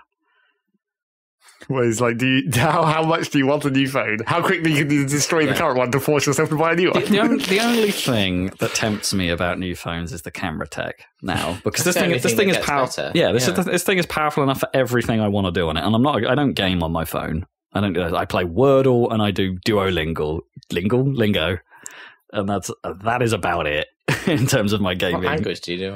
I'm doing Japanese. Japanese, okay. I'm learning hiragana right now. Nice. That shit is hard. In fairness, I don't know about you. You do Duolingo for French and stuff. Yeah, I have done. Is it too slow because it doesn't seem to progress through topics or expand your vocab very quickly at all. It's pretty slow. Yeah, like especially if you're only doing like one. They added one more. a day. It used to be quicker, but they added more content, I think. And it's very same thing. And I know that. I mean, the Japanese on Duolingo is a bit weird because it does that thing where it gives you the like Englishified. I forget whether that's got a name, but I can't remember what it is. The sort of Englishified, the Romanized, but it's not that. It's got another name, but for Japanese. But they give you the Romanized version of how it's said alongside the actual hiragana version, or where hiragana makes sense. There's sometimes where it doesn't. Like the word pizza, I think, which is just pizza in Japanese, but I don't think they can represent that in hiragana because there's no sounds for it. So they present it alongside. So I'm not really learning through that particularly how words look, which is sort of partly why I'm doing this, because a bit of me wants to know a bit more about actual Japanese characterization. Yeah. Partly so when I see some Japanese in anime or in non-localized games or Yakuza where it's partially localized, right? And but because it's in Japan, everything's still Japanese in the world. Like a little bit of me wants to be able to look at something and go, I know what that is. But hiragana's probably not the character set for that they have on street signs and stuff. Yeah, because hiragana is the phonetic one, right? Or one of the phonetic ones. So, but Japanese has the Chinese thing going on as well, right? Where there are just this character is the word. Yeah. And that stuff it hasn't touched on. But anyway, I don't think I'm necessarily learning the language, the writing side of it very well. But no, getting the core structure, I think I'm getting it. Cool. But that's because I've done the same phrase about 50,000 times at this point. Yeah, maybe that's what they just judged that's what's necessary to actually get it in your brain or whatever. And it teaches you some really weird words as well. It's like, why do I need to know the word for lawyer as like the first lesson? Maybe it's for Ace Attorney games or something. Maybe, yeah. Maybe that was like some kind of AI like feedback where like what words do people spend longest learning so that they just float to the top, and it's like everyone wants to know how to read Ace Attorney games in actual Japanese. Maybe. I wonder if they picked them because maybe they're phonetically distinct, right? So slightly easier to tell apart. Because there are some sounds in Japanese that when they do like, oh, what have you just heard test, they sound incredibly similar to each other and it's just like, oh, I typed the other one of the two things it could sound like. Yeah. Anyway, sorry. What have you been playing? Well, one of the things I played was Rocket League, and I only wanted to bring that up because they did a patch, and it's like an actual patch, not just like a content thing like they've obviously been continuing to do all this time. Sure. So it's like, oh my god, an actual patch that includes something new. They've patched in the ability to, on the little nameplates above your teammates, it now shows how much boost they have. Oh. In a little circle. Oh, that's possibly a game changer. Yeah, right? Maybe. Like, unless I guess if you're playing online and you're not having a team that communicates. Well, sure. But like, I mean, it saves you telling people you don't have any boost, I guess. Yeah. They can just look and see. Oh, that's interesting. But so there's two problems with that. Is like, for the benefit, obviously, it's like, you don't have to communicate that and you can just see it even if your teammates are communicating. But equally, there's the opposite side of that where it's like, now you can look at your teammates and be like, what the fuck are you doing? It's like, it's even like, you have so much boost, why are you not boosting? Or, well, how do you have no boost, you idiots? Yeah, why? You've got opportunity to go get it. Yeah, I know what you mean. It's a double-edged, for sure. And then on the other side of that, of course, because it's Rocket League, the patch broke some shit. because they can't fucking patch that game without somehow clogging it up. So now, like, sometimes the nameplates just don't appear any longer. You know how, like, at a certain distance, the name disappears and it becomes a little diamond? Oh, yes, kinda. Yes, you don't even really remember. No, you wouldn't notice it because you wouldn't realize you'd seen it all the time. Yeah, I don't. Yeah, I just remember how the nameplates look. I don't remember the shortening. Yeah, but like, so normally when you're at kickoff, it's like the people who are closest to the ball, you can see their nameplate, but if their teammates are in the goal position, it will just be a diamond. Huh. But that, when they made this update to show the boost, obviously it doesn't show the opponent's boost for obvious reasons. Sure. But like, now sometimes there's like a certain distance away between the full name and diamond where the whole thing just disappears entirely. Oh. So now, like, it's especially bad at kickoff now because you actually, a lot of the times not all of the nameplates are showing, so you actually have to, like, have an actual look and be like, what kickoff formation is this? Yeah, There's been so many people just completely cocking up kickoffs in the last couple of days because of this. Because everyone uses the nameplates to see where everyone is. Yeah. Rather than looking at the card graphics, I guess. Well, it's because the cards are, like, tiny at that point when you're that far away on kickoff. Yeah, interesting. It's just like, God damn it, how did you cock this patch up? It's that tiny. It's not. Surely that can't be a big patch to do. You would hope. Yeah. It's like, I feel like it must be because presumably the way that system works, because it's also dependent on the length of the name, I think. Right. So it doesn't take up too much screen space. Yeah. So I assume because they've added this like icon into that box, they didn't account for it compared to the length of the name. So it like, as it gets to the point where it would be getting rid of the name and turn it to a triangle, it's not accounting for this extra length that's been added, so it's just erasing the entire thing in this like transitional period. Maybe. It's like you've done something dumb on your UI there. Maybe. But yes, as usual, they patched something which is theoretically useful, apart from it's going to need another patch to actually fix the horrible bug they've introduced. Yeah, interesting. It also makes you wonder why they've done that now. Yeah, well, I mean, maybe they were just looking for something to do instead of more crap for Fortnite. Yeah. I mean, there is that. I mean, that is surprising in itself. Like, given, what? I mean, like a lot of the stuff. What are they doing other than that racing game for Fortnite? Like a lot of the stuff in the current Rocket Pass, all is like when you unlock it, it says underneath, it's like you can use this in Fortnite. Oh, really? It's like great. That has now been very fully implemented. It has actually happened. Almost all of the stuff is also in Fortnite. Can that happen the other way around? Can you get stuff in Fortnite that also appears in Rocket League? I mean, you'd have to be playing on a linked account, I guess. Which, if you've got an Epic account, then you have. If you were playing on that same account, I guess, because for our Steam version of Rocket League, mine's linked. You didn't necessarily have to have an Epic account. Well, you had to. I forget how it worked. I think you had to make one, but if you were never going to use the Epic store anyway, you just made one. You didn't have to download the Epic launcher or anything. Oh, sure. Yeah. Obviously. But then if you cared about this stuff, you would presumably put that same Epic account into Epic, and then you'd have a linked account. And obviously, if you were coming from the other side, you'd only ever played Fortnite, you'd just be playing Rocket League on Epic anyway, because you can't even buy it on Steam. Right, yeah. Because you get the... there is a Rocket League backpack you get if you've played Rocket League in Fortnite. You get for free. You get the ball as a backpack, yeah. Right. Or is it the glider? I don't know. I forget how Fortnite works. It's been a while. So that was Rocket League's patch. I finished the grind of getting perfection in Stardew again. Oh, right, yeah. And I get the achievement. Yeah, I got the achievement.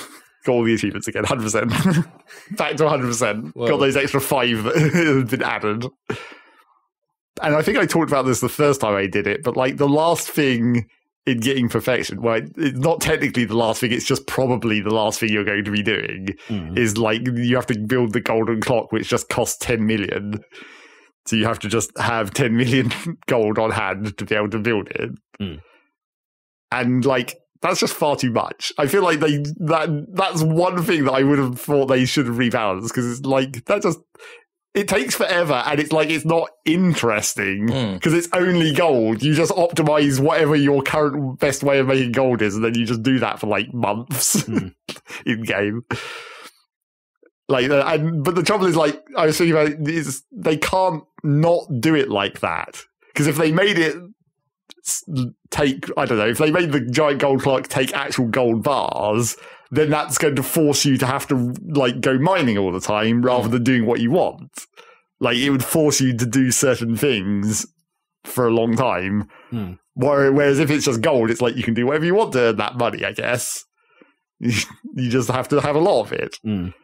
But then it's less interesting, but I can see why they wouldn't want to force you to do one specific part of that game. Make it take 10,000 fish or something. Yeah, right, yeah. But yes, 10 million is probably too much. It probably could easily be 5 million and it would still be fine.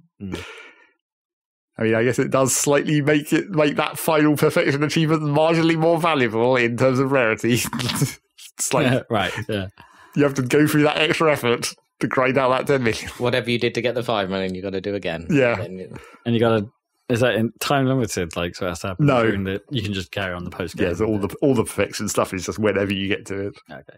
Yeah, that's good. But the other problem with having to grind 10 million is like, it's the last thing you're probably going to be doing for perfection, but it's quite possibly not the last thing to spend money on. Like, sort of at that point in the post game, I guess, when you're going after the community center stuff and all that, going towards perfection, there are still certain things you can do which are not like beneficial. They're more just like nice, like aesthetics or whatever. Like there's a thing where you can just basically pay to build someone a house. Oh, okay. And it costs like 500,000, and it's just like, well, I'm not going to spend that on that. I need that for the 10 million I'm going to buy this clock with. Yeah. So you don't get a house person, and you're never going to get a house because once I finish this achievement, I'm just going to leave. Yeah, I don't need to make you a house.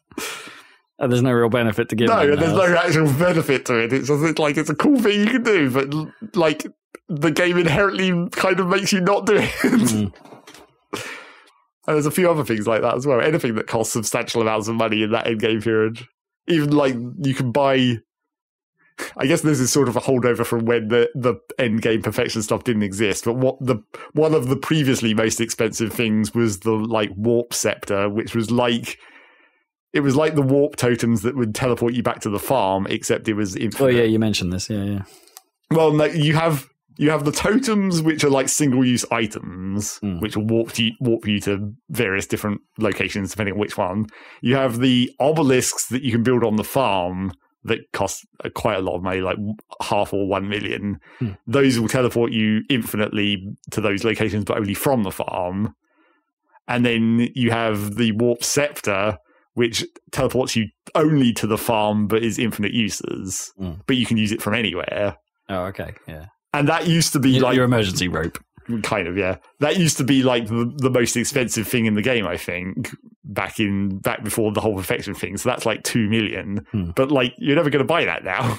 Because why would you spend 2 million to build that when you're trying to save up 10 million? Yeah. Wow, and also now... Unless tallying makes it quicker for you to get that 2 million back. But also now, because of the loot crates thing that I mentioned before, you get quite a lot of warp totems out of those. Oh, okay. So you just get them for free anyway. So you don't even need... I had more warp totems than I ever used, just sitting around in a box that I'd accumulated for all the loot crates. You never actually bought any? No, I never made any or bought any. And then I built the obelisks eventually anyway, before I'd even used up all the single-use item versions. Right. So it's like that warp scepter is almost completely pointless, like building a person's house is almost completely pointless. So yeah, I feel like that could have, I don't think they could not have the clock just cost money, but also it costs far too much money. And if you wanted to have the main goal of the end game be this huge amount of money, maybe make the other things not cost money. Yeah. Like building that person's house should have cost resources, not money. Yeah, perhaps. Yeah, that would make some sense if you're building the house. Yeah. I mean, usually all the other house upgrades and stuff cost resources, usually as well as money, but you could have lent it more towards resources in that case, maybe. Yeah, true. So yeah, that was the end of Stardew. Yeah. Got through that. I did have. Is there any more patches expected for Stardew? Well, the thing is, they've already patched it again. To add even more content to this current patch. Like they've just patched it to add more layouts to like the mines and stuff. So the layouts on each floor, there's more random options. The procedural generation has been. They're not procedurally generated. They're like fixed, but there's a pool of them or whatever. Oh, I see. Right. But there's more different versions in that pool now. Yeah, okay. So I haven't even seen them because I'd already finished by the time this next patch came out. Who do we mean by they at this point? Well, that one guy, and I guess maybe if he's still getting any assistance with the multiplayer fixes to make it fully functional in multiplayer. Still him. Yep. So bad news for Haunted Chocolatier. Well, still, yes, apparently. And I did have a weird moment in Stardew towards the end of my grind for money, whereas, like, it's weird, because of the way time works in that game, like, the way time passes, but there's certain things that causes it to pause. It's like, I was trying to get as much money as I could in per day or whatever, and I had all my farm stuff going, and I was like, I've got some free time, and I guess I could just fish, and then I could put the fish in the smokers, which makes them more valuable, and then sell those and make more money. So I was doing that for a while, but then I realized that, like, in-game time, that's more efficient, because you're just getting more stuff and selling it on a per-day basis. Right, but in real time, that's probably not actually as efficient, because when you're doing the fishing minigame, time pauses. Right. So every time I'm catching a fish and doing that minigame, in-game time isn't passing, but I'm spending real time doing it. Spending time, yeah. So it's like, at a certain point I was like, hang on, I probably shouldn't be doing this actually. I should probably just go to sleep, and then it will go to a new day, and then I can harvest my crops quicker. Right, yeah. Yeah, it depends what your min-max... What form of min-maxing is valuable to you at that point. Well, real time probably, if like I said, because you're only doing this grind for cash. It's not... You've kind of got yourself set into a precise, plan. Not really much is changing. You're just growing the crops and then shoving them in kegs usually. Making the absolute shit ton of wine, because that's the optimal way to make money. Okay. Really? Yes. I thought you just had these kegs lying around. I'm just going to put some sugar beet in them or whatever. Nope, sugar beet go in the jars for pickles. Pickle everything that isn't a fruit. Fruits go in the kegs to make wine. Vegetables go in the preserve jars to make pickles. Pickle anything that's a vegetable, no matter how gross that sounds. Pickled broccoli. Yep. Pickled swede. Swedes aren't in the game, but sugar beet are. Okay. Pickled sugar. I mean, I guess they aren't technically sugar beets, but they turn into sugar if you put them in the mill. I mean, beetroot is normally pickled anyway, right? When people eat it. What is it in? It's vinegar, isn't it? No. Yeah, well, I thought it was all... Or is it just juice? Maybe. What the beetroot is just sweat in its container. But then where does that extra juice come from? Yeah. Whatever it is, it stains everything. Yep. Yep, it's the worst. I mean, no, okay, there are definitely things worse than beetroot, but flavor-wise. But yeah, that was like it was not a parsnip. Fuck parsnip. No. I definitely got to the point in Stardew where it was just like I had my farm laid out in a way where it's like I have this route that I just run around in the morning, clear everything up, go to the left and go to my animals, go to the middle and pick up all the shit out of the fish ponds, then go into the sheds down the bottom for all the brewing, and then use the teleporter, the on-farm teleporter that you get to go back to the farmhouse and then just leave to go and do other shit. The farming part of it was done in like a couple of hours in the morning, 6 till 8, and then you leave. Wouldn't that be nice for a farmer? Well, their routine was only 2 hours. Yeah, you just get all your farming done in 2 hours, then you just have the whole rest of the day to do whatever the fuck you want. Yeah, that would be nice. And still make hundreds of thousands of quid a day. Yeah. But what do capers count as? Are they vegetables? Probably fruit in the game context. And in real life context? No idea. Like some kind of... What do peppercorns count? Because there's like capers in the same category as like peppercorns. Is that spice at that point? I don't know what spice doesn't really mean anything in terms of it being a fruit or a vegetable. I think it's probably just coincidence that fruits are all sweet and vegetables have the spice. Wow, are they sweet? Is a lemon sweet? I suppose it has a sweetness technically sweet, to it, I guess. But does the sourness overpowers the sweet? So that was all of Stardew. And then olives sweet? They're a fruit, right?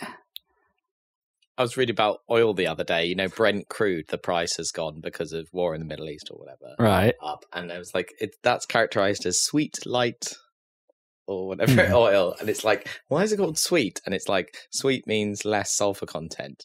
Yeah, but it's like, why does it mean that? And then it's because they used to taste it, and it tastes sweet. Prospectors you mean like in? Sorry, they taste the oil, and right? Like crude oil, not like crude oil, not like olive oil. No, crude oil. Yeah. right. Sweet like crude. Yeah, sweet like crude oil. Sweet like crude oil. Sweet like Brent.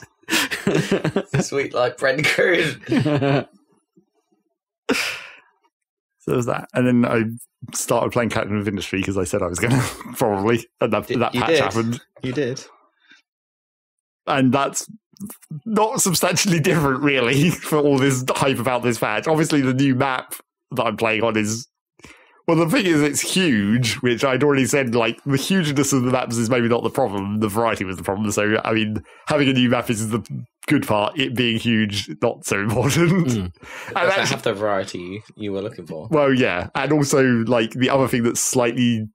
It applies to this map and some of the old maps because they've updated them, but they've also added basically starting positions. So even on old maps, you can start in a different location, and therefore... It's like a new map, I guess.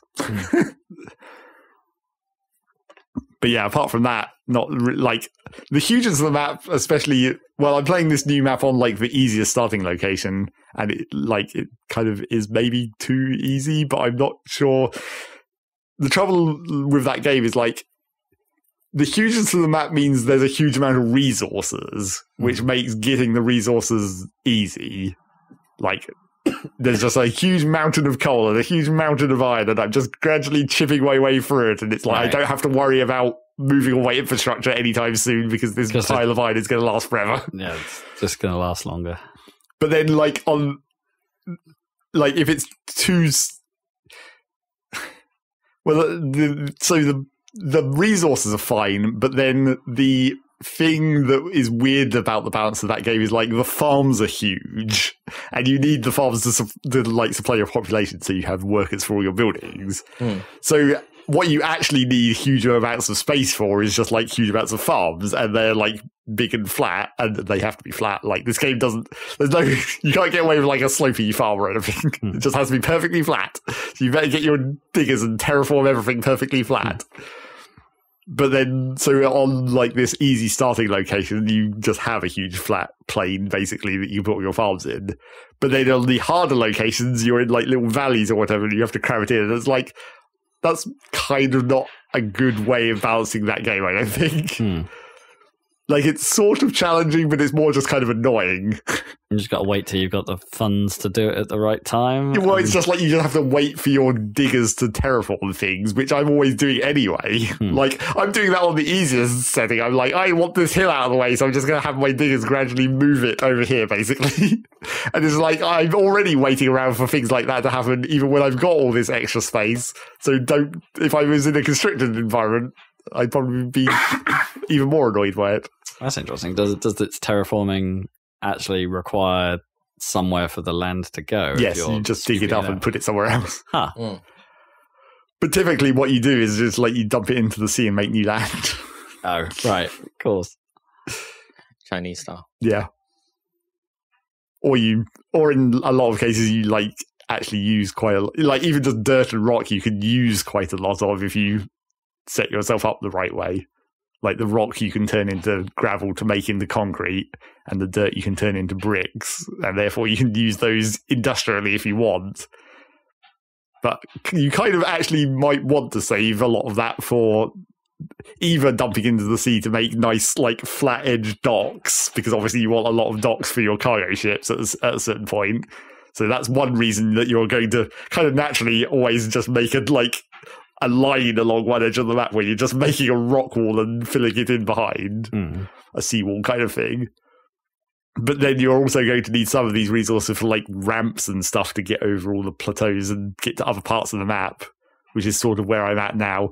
My copper mine is sort of digging into this giant crater, which is what this map's main feature is, because it's called Armageddon. It just like has a giant impact crater in the middle of it with like a shit ton of oil at the bottom. But in order to get to that, you have to get in there. So like my copper mine is tunneling into the crater wall, but then I'm also going to have to build an actual ramp that the vehicles can drive down into the middle of the crater. So I'm going to need a bunch of extra rock and stuff to chuck at it. And I also need to like build a land bridge over to one of the side islands that has the gold on at some point, because I'm sort of approaching the point where I'm going to need gold now. I'm getting to that point in the tech tree. At what point do you rank above captain?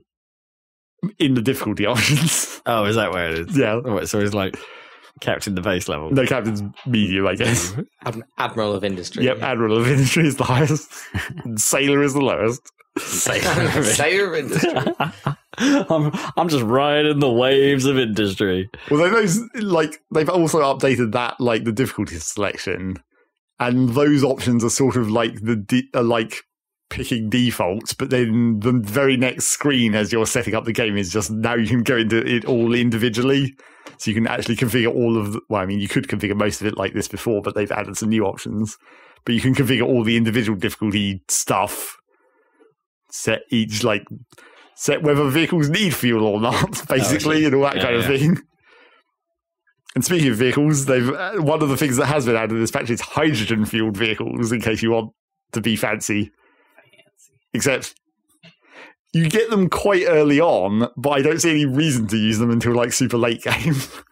Because like you can make in the earlier parts of the tech tree, you make hydrogen by like breaking down oil. But if you're doing that anyway, you might as well just make diesel. Like going from the step that makes diesel the next couple of steps to turn it into hydrogen. It's like, why would you do that? The vehicles just run on diesel.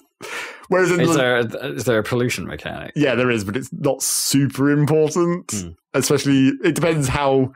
Obviously, you can, like, if you want less vehicles driving around, start building more belts, but then the belts use power, but then your power plant can be making less pollution in other ways or whatever. Like, my power plant is currently running on wood, basically, instead of coal, which I think does slightly reduce the pollution somewhat. But you can also then get into, like, exhaust filtering or whatever, and just, like, pull the exhaust out of the furnaces and then, like, filter out most of the pollution that way from some cost of power or whatever, so you could convert to the hydrogen vehicles, but it seems more likely that you're going to use them in the super late game, because then you can, once you get to the late game, you can get solar panels, and then from the solar panels you could run like electrolysis and just make hydrogen out of water, therefore converting solar power into vehicle fuel without any other steps. Right, yeah. So I'm like, surely that's where they're going to be useful, but you do get them super early. I guess if you just randomly had extra hydrogen lying around, you could fuel a couple of vehicles with it for a while. I guess, if you wanted. So there's that. Oh, and then the other thing, so I've now that I've seen the like surfacing mechanic of being able to lay actual surfaces around your factory or whatever, it's like they've given you a lot of options to make it look really cool. Like there's a lot of different textures, and you have like the ability to like paint lines and stuff on it. It's not really like, they're more like symbols, I guess, but they are like lines and hazard stripes and all that kind of stuff. So you can just draw whatever you want on there, make it look as a cool industrial site as you want.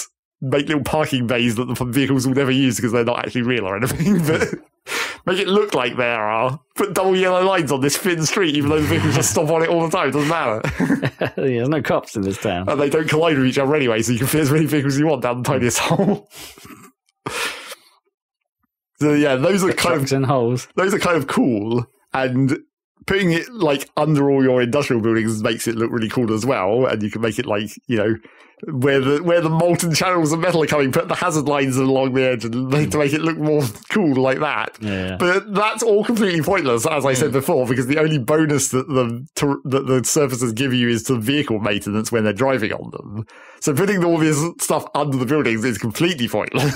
Right, yeah. You only actually want it where the vehicle's driving. But then the problem with that is they haven't added any like pathfinding weight to the surfaces, so the vehicles don't try and drive on them. That's a problem. You just have to look at where the paths the vehicles are naturally driving, because obviously normally they're driving over the grass and it like degrades it into dirt, so you can see where there's lots of traffic. So then you can be like, I'm just going to pave over that bit.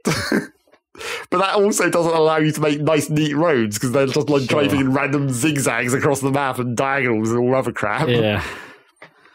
Weird. So as I said, it's like this whole system seems really weird, especially when in the future there's going to be like actual roads that are specifically for vehicles to drive on, and the vehicles will specifically pathfind through. Maybe it is purely an aesthetic thing, really. And it's weird also because it expends resources. Like, you actually have to pay concrete to lay the concrete. Sure. Which is like, balance-wise, you would think there's this whole new sink to use all your resources on. So, like, I don't think they rebalanced the actual, like, recipes of concrete or anything to account for that. But so far, I haven't really had too much of a problem with that, even when I have been tempted to build roads and stuff all over the place. I guess I never used that much concrete beforehand. And also, again, this map, I've got this giant limestone mountain that I'm just carving gradually through that I'm turning into concrete, so it's not even a problem. I've got so much of it. It's never going to run out either, no matter how much I pave this shit. Just start at the top corner and draw a big square. You could do. That would probably look pretty ugly. So yeah, I'm getting to sort of the same point that I've always got to that game, where like you get to gold and you get to microchips, and then it gets annoyingly complicated. Well, I feel like this time I've got about, again, obviously because I've played this bunch, I've got a better handle on balancing the like workers versus the food situation. Because I think I mentioned this before when I talked about it. It's like the game doesn't incentivize you to unbalance yourself, basically. Like, it's very easy to get to a point where everything is balanced, but then you can't do anything because you don't have any excess of anything. But it's not actually that difficult to then, like, unbalance it. Like, if I need more workers, I can just be like, well, all I really need for more workers is just put down another farm so they have enough food to live, and then just build the house, and that's it. But you actually have to sort of make yourself do that rather than settling into a perfectly even state of everything in balance. And, you know, if you're a crazy person like I am, you do some math. Be like, how much wheat do I need per person? How many more farms is that going to actually take so I can build only exactly as much as I need? Only terraform and build. Exactly. Yep. So, how much food do I need before my population get angry and start to revolt? Yeah. I think I also mentioned before that's also kind of, even that math is sort of annoying because of the way different foods count differently towards how much the population eats. So if you've got like potatoes versus bread, they're in the same category because they're carbohydrates, but then like they proportionally get eaten a different amount. So really what you have to do is start supply. When you're making a new type of food, you basically just have to guess how much they might want, start supplying it, wait for the numbers to appear, and then be like, okay, now I can actually have a number that I can aim at. And it also then adjusts all the other foods. Like if you start supplying bread, but you've only had potatoes before that, suddenly they're going to be eating like half as much potatoes because you now have bread as an option. Exactly, yeah. Like any new food takes away from the only food you would be eating. So then you go around and rebalance all your other farms as well. Gotcha. Or you just let them overfill and then only worry about it when you start eating too much. But then if you're supplying fertilizer, then you're going to be wasting that fertilizer if you're not eating it all. No. Not my fertilizer. Yep. I'm not even using as much fertilizer as my whole diesel plant makes. I'm just burning off half of it. Not my stink dirt. I guess that is actually, thinking about it, this is probably something I should actually do now. It's just come to mind that I'm burning off, because I'm not using very much fertilizer because I have so much space for farms. I can just make more unfertilized farms. Just use more of the land. Sure. Get the same Why does the phrase unfertilized farms sound wrong to me?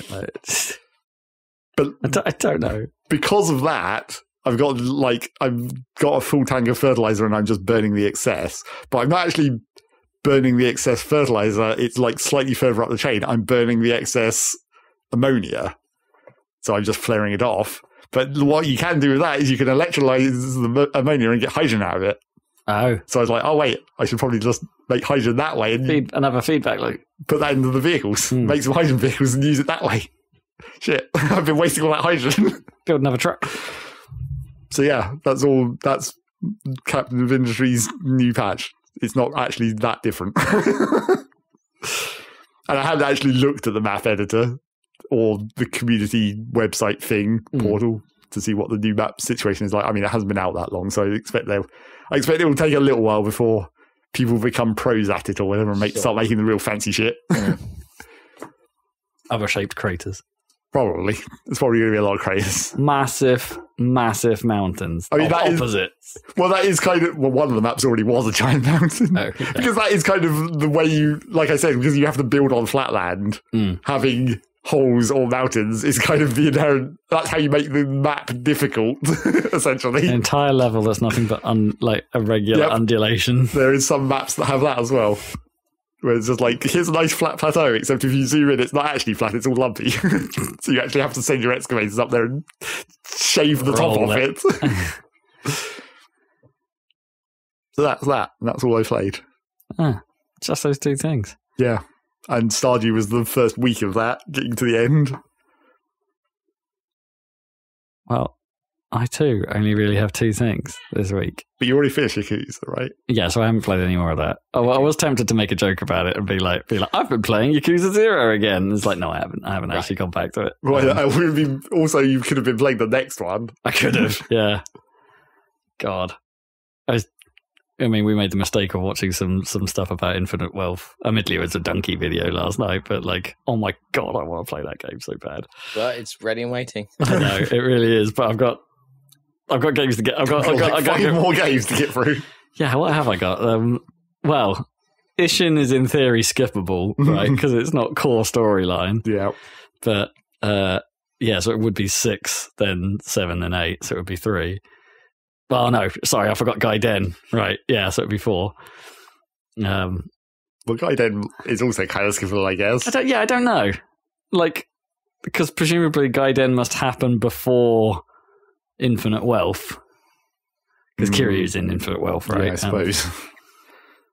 Whereas Ishin is obviously just a feudal Japan total. It's like a play, basically. You got to treat it like a play. I can't wait, but yeah, I've got too much Yakuza to get to, and I'm too much of a purist, I suppose, at this point. I need to do it in sequence. I need to understand. I need to feel what they feel. Yeah. You need to know when something is new and important. Yeah, exactly. And as we noticed in some of that donkey footage from Infinite Wealth, I'm going, oh, that guy's back. Oh, that guy's back. I know those characters. But they might have been back for 3 games at that point. Exactly. Exactly. So no Yakuza updates this week. No Forager updates this week either. You've given up on that. I have fallen off, and it hasn't drawn me back since it got too grindy. Yeah.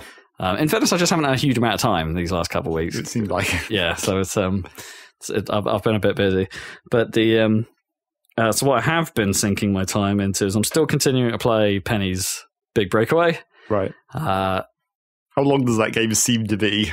It's longer than I thought, actually. Right. It's longer than I thought. And also because I don't think I'm too far from the end of its actual core level progression, but I am finding the percentage complete seems surprisingly low. If you go look at that, so I don't know. Does that count everything or something? I haven't figured out if it can because you can. There's 6 things to do in every level, right? There's 3 hidden pieces to go find, and 3 jobs to do for the denizens of I've forgotten what the name of this place is called. Macaroon. On every level to do, and I've done most of them as I've been going. There's a few levels where I haven't got them all, so I'll go back and do those. But I've also found myself going, because every level has a score challenge as well to meet, and so I found myself going back to some of the early levels and trying to hit that score challenge, which is pretty fun actually, because they're not. unlike Sonic, right, where it's almost entirely time-based, like, it actually does require you to worry about getting a good combo, doing all of the things in the level is beneficial to you, so getting the pieces, doing all the jobs in a single run as well, so it's not all about the time. I don't actually know how much of an impact the time has. I don't think it's a lot on if you're going for a score run. So yeah, going back and doing those has been pretty fun. I'm not going through that stuff very quickly. It is quite hard. Donkey Video be damned. It is actually quite difficult to do some of that stuff. He's just very good. It turns out. But yeah, I'm still loving it. I think it's great. But it's kind of one of those games that I'd prefer playing in a relatively short session. Like spend maybe an hour in it, and I'm quite happy for the day. Pretty much. Like, so it's but I am really enjoying it. I do think it has the odd occasional control hiccup that's a little bit hard to wrangle, and like, yeah, it can be sometimes a little funky to like get the yo-yo to do what you want to do, or there are spaces where there are times where you do actually kind of want to beat up an enemy, and you might accidentally double tap the yo-yo button, which will fling it out and then flings you out. Yeah, and so you might actually accidentally charge yourself off a cliff. Yeah, which is a bit frustrating. But on the whole, sometimes you hit a job that you haven't, on your first run through of a level, and it's a timed job. And by the time you've figured out what you're doing, or you've read the description of what the task is, it's like, oh, I've wasted too much time now, and this is going to actually be too difficult to do. But then you do the run again, and it's like, okay, no, I know what I'm doing this time. I can do it. But generally, yeah, I think that game's pretty damn good. I think they are continuing to patch it. I think I've noticed a couple of changes creep in since, but minor things like little tiny UI changes here and there. But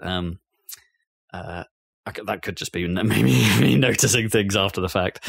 And there are a bunch of like very short challenge levels to unlock. The star globes, I think they're called, but they are very short.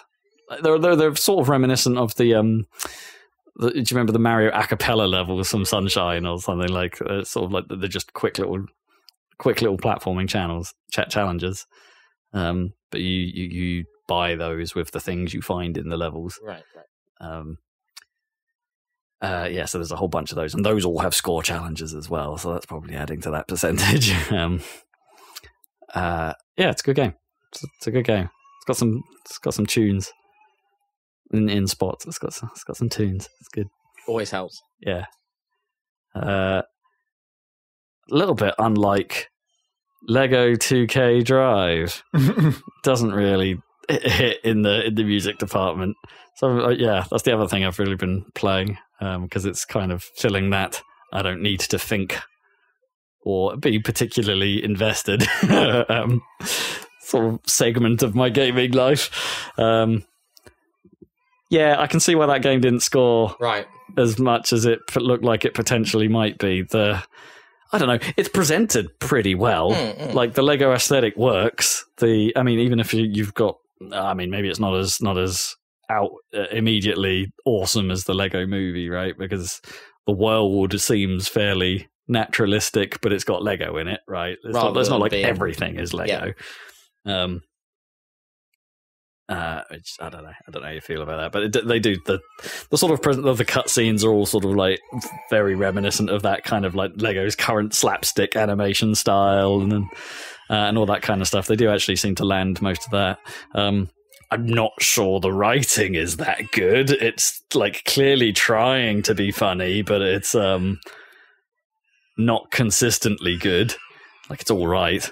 I don't know why. I think one of the funniest things in the game so far is that one of the news presenters is called Parker Carr. I don't know. That is kind of funny. Yeah, it's a good name, right? Or the occasional fact that you can randomly talk. There's a horse that drives the car at some point. It's like, I don't know. That's kind of cool. That I didn't realize had a voice until one moment where he just suddenly went, "Oh hi, yes I have a horse." It's just like, okay. but yeah, and it's sort of doing the Forza Horizon thing in its own weird way. Like it presents you in these open zones. There aren't many of them. There's 4. Oh, okay. And one of them is quite small, but in them you can stumble upon little quick challenges to do. Style, yeah. Yeah, like here's a very quick time trial, but with a certain rule or something. Like, oh, you can do this loop 3 times as quickly as you can, but you're not allowed to hit any fences. Make sure you jump those fences because you can jump, or make sure do this course in one continuous drift or something like that. There'll be these little mix-ups on so they're not all just time trials. And there's like in classic Lego fashion, there's a whole bunch of collectibles everywhere. So there's a bit of a collectathon going on, and you trying to figure out, how do I get to that? How do I do this? How do I jump my way up this awkward mountain to get to this thing? I haven't quite figured out why you'd want those collectibles other than to check them off the list. I don't know if I've actually particularly gained much through doing those yet. I feel like that's normally how it is in the Lego games. It's like collect 1 million pieces for no apparent reason. Yeah, I kind of felt like it was more compelling in... I still think Lego City Undercover might be the best one of those I've played, right? And it's... I think it was more compelling in that game to go out of your way and try and figure out how to get to the things. Maybe that's because you're exploring a city and not just driving a car. Not just driving a car, yeah, you might be right. Like, there are certain things that actually have, like... there are certain things that I think feed into each other in a slightly more interesting way. Like, so that every now and then you come across these weed patches. And if you were to... that kind of weed, presumably. No, not the good weed. Set them on fire. Yeah, no Skrillex plays. What was that, Far Cry 3? That was Far Cry 3, yeah. There was a similar mission in GTA San Andreas, wasn't there? Where you were I don't know. Yeah, I wouldn't have got that far in San Andreas. But yeah, they're like the one major thing that like bogs your car down rather than you just driving through and it smashing. Weeds for some reason are super bad, so eventually you get a lawnmower that you can switch to, and you can cut those weeds down. And then if you do it, and those weeds then turn into magic crystal things that instead of slowing you down, actually fill your boost. So then you can do it. If you go into a race where those weeds were, those weeds will no longer be weeds on that racetrack. And so actually there's kind of an advantage to scoping out the area before doing things, which is kind of cool. I mean, the process of chopping the weeds is kind of tedious because, you get your lawnmower out and you literally have to sort of play Lawnmower Simulator and sort of actually go and cut them down. So, like, all of that sounds, for the most part, sounds pretty good, right? And the core racing is Mario Kart-esque with a little bit of like Sonic All-Stars Racing transformed, minus the air part. There's like street, off-road, and water are the 3 disciplines here, rather than ground, air, and sea. But it doesn't quite pull it off, and I think the key problem is the handling.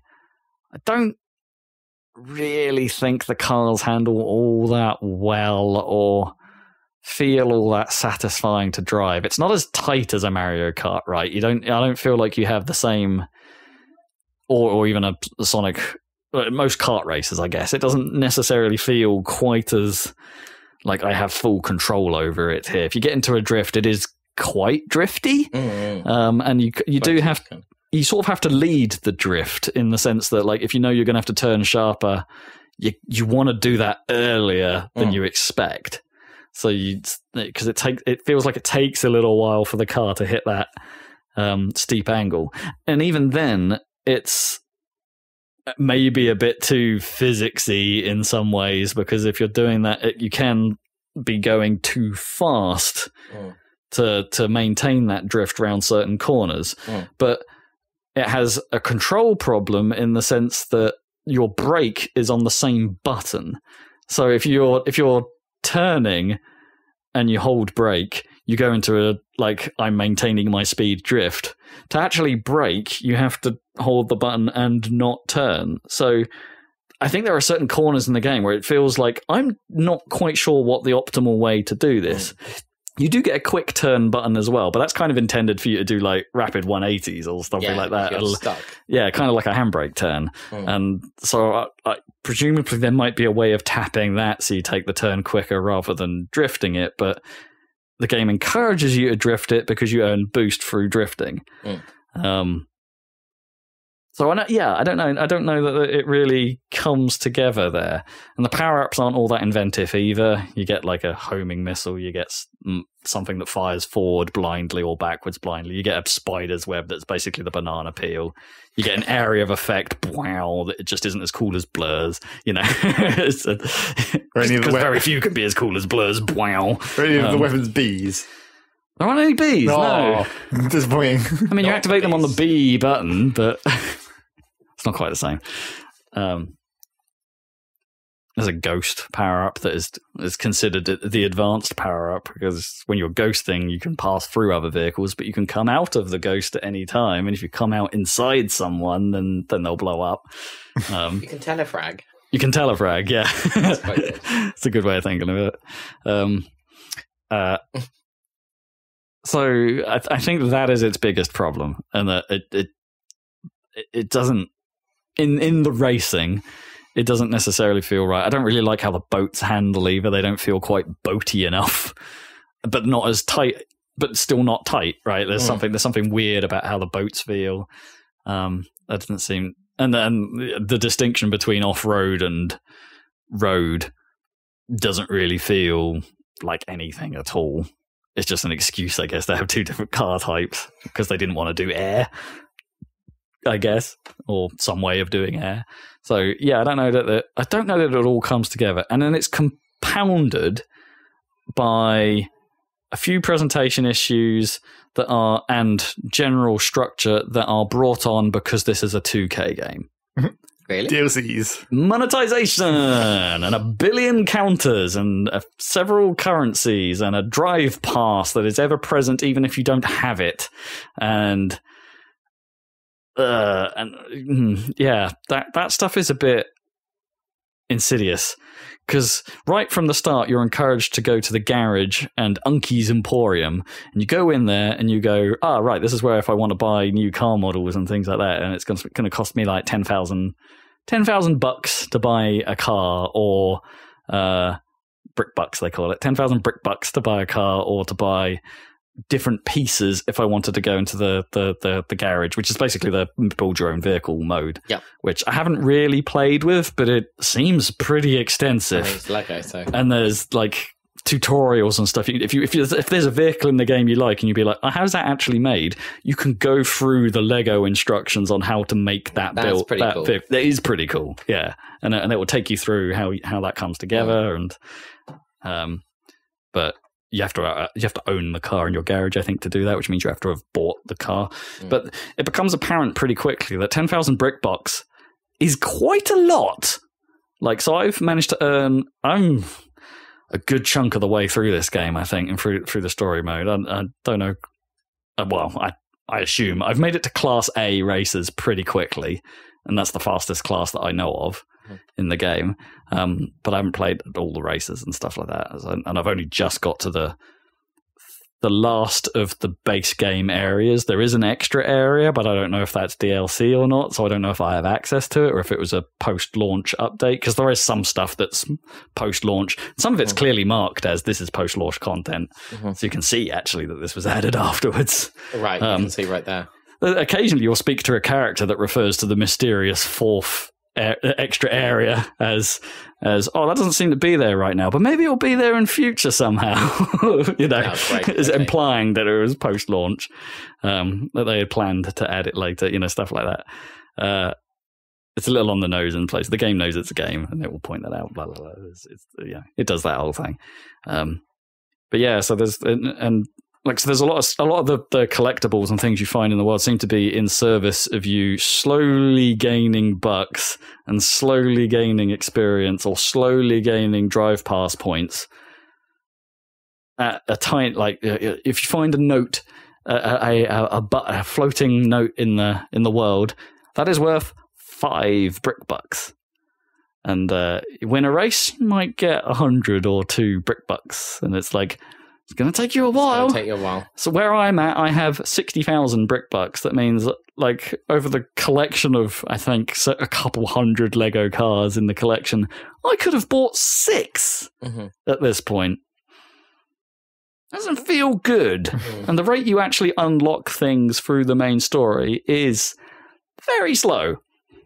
I really haven't gained that many vehicles through just playing the game.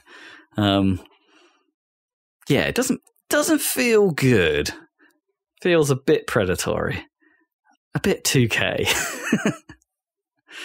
And I think the most annoying thing, actually, all that aside, because I don't actually know how much, they don't make a huge amount of impact. Most of it is aesthetic, like it's a vehicle of a different shape, but it's probably going to handle mostly the same. There are different stats to vehicles. There are the weight classes you might expect from a kart racer, and it will highlight those. And you have a limited ability to add a perk to be like, oh, I want a tiny bit more handling, or I want to be slightly more destructive in my off-road vehicle, but at the cost of health on my other vehicle types, blah, blah, blah. You have a little bit of finagling there, but they are incredibly subtle to the point where you do not feel them at all. Kind of making the whole, why would I want another vehicle thing almost pointless anyway. So other than the fact that it looks cool and it's Lego.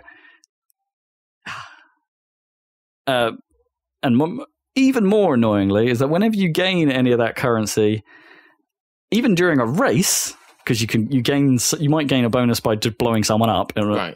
It presents that information almost dead center in your field of view. Yeah. Right. So it will just say bricked and then give you a whole bunch of plus this, plus this, plus this. Like right where you'll need to look to drive the damn car.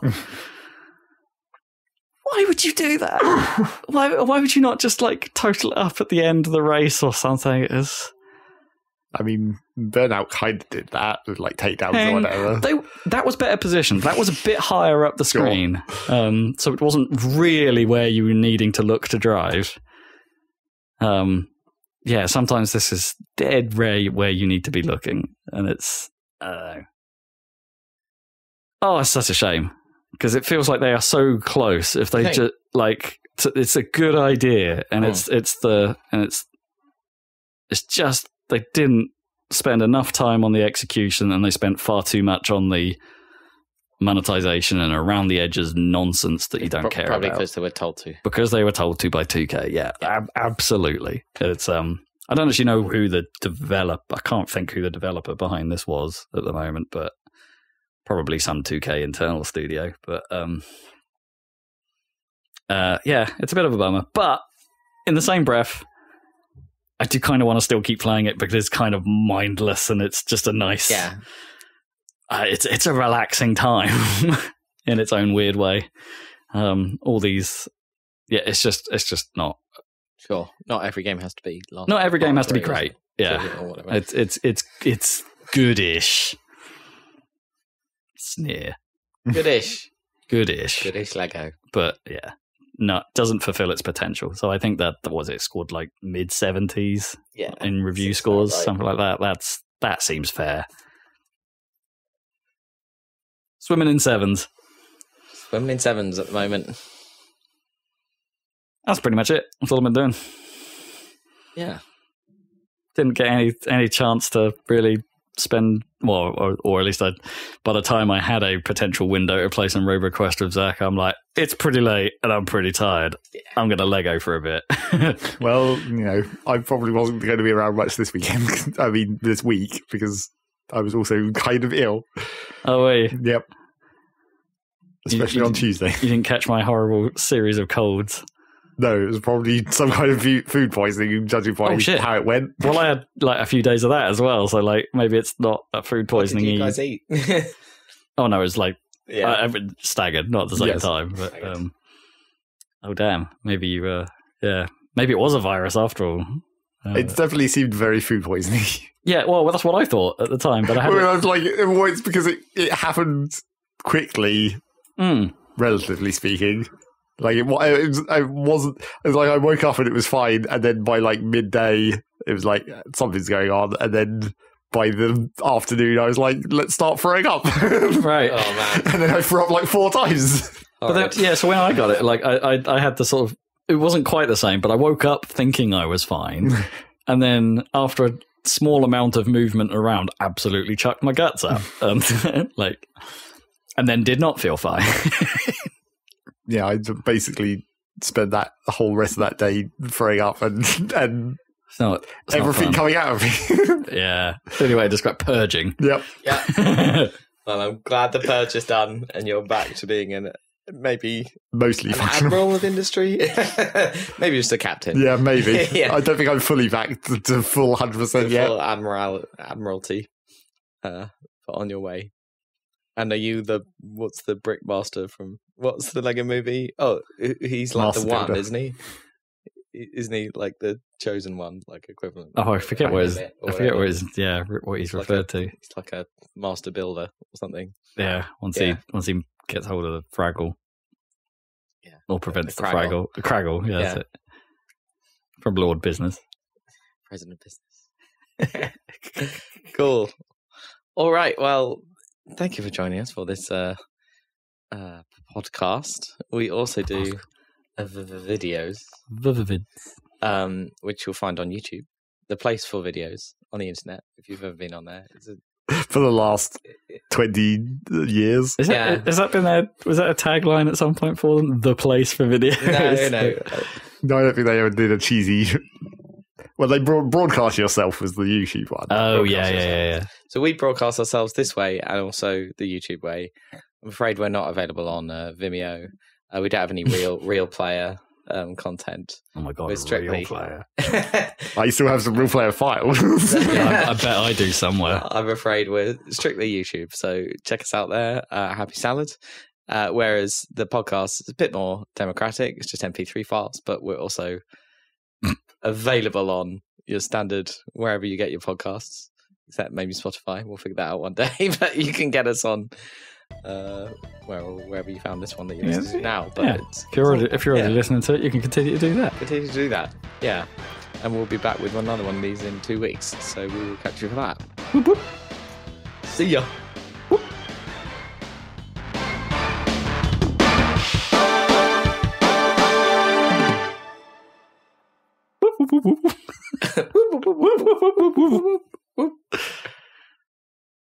You got a whoop in your Zach? No.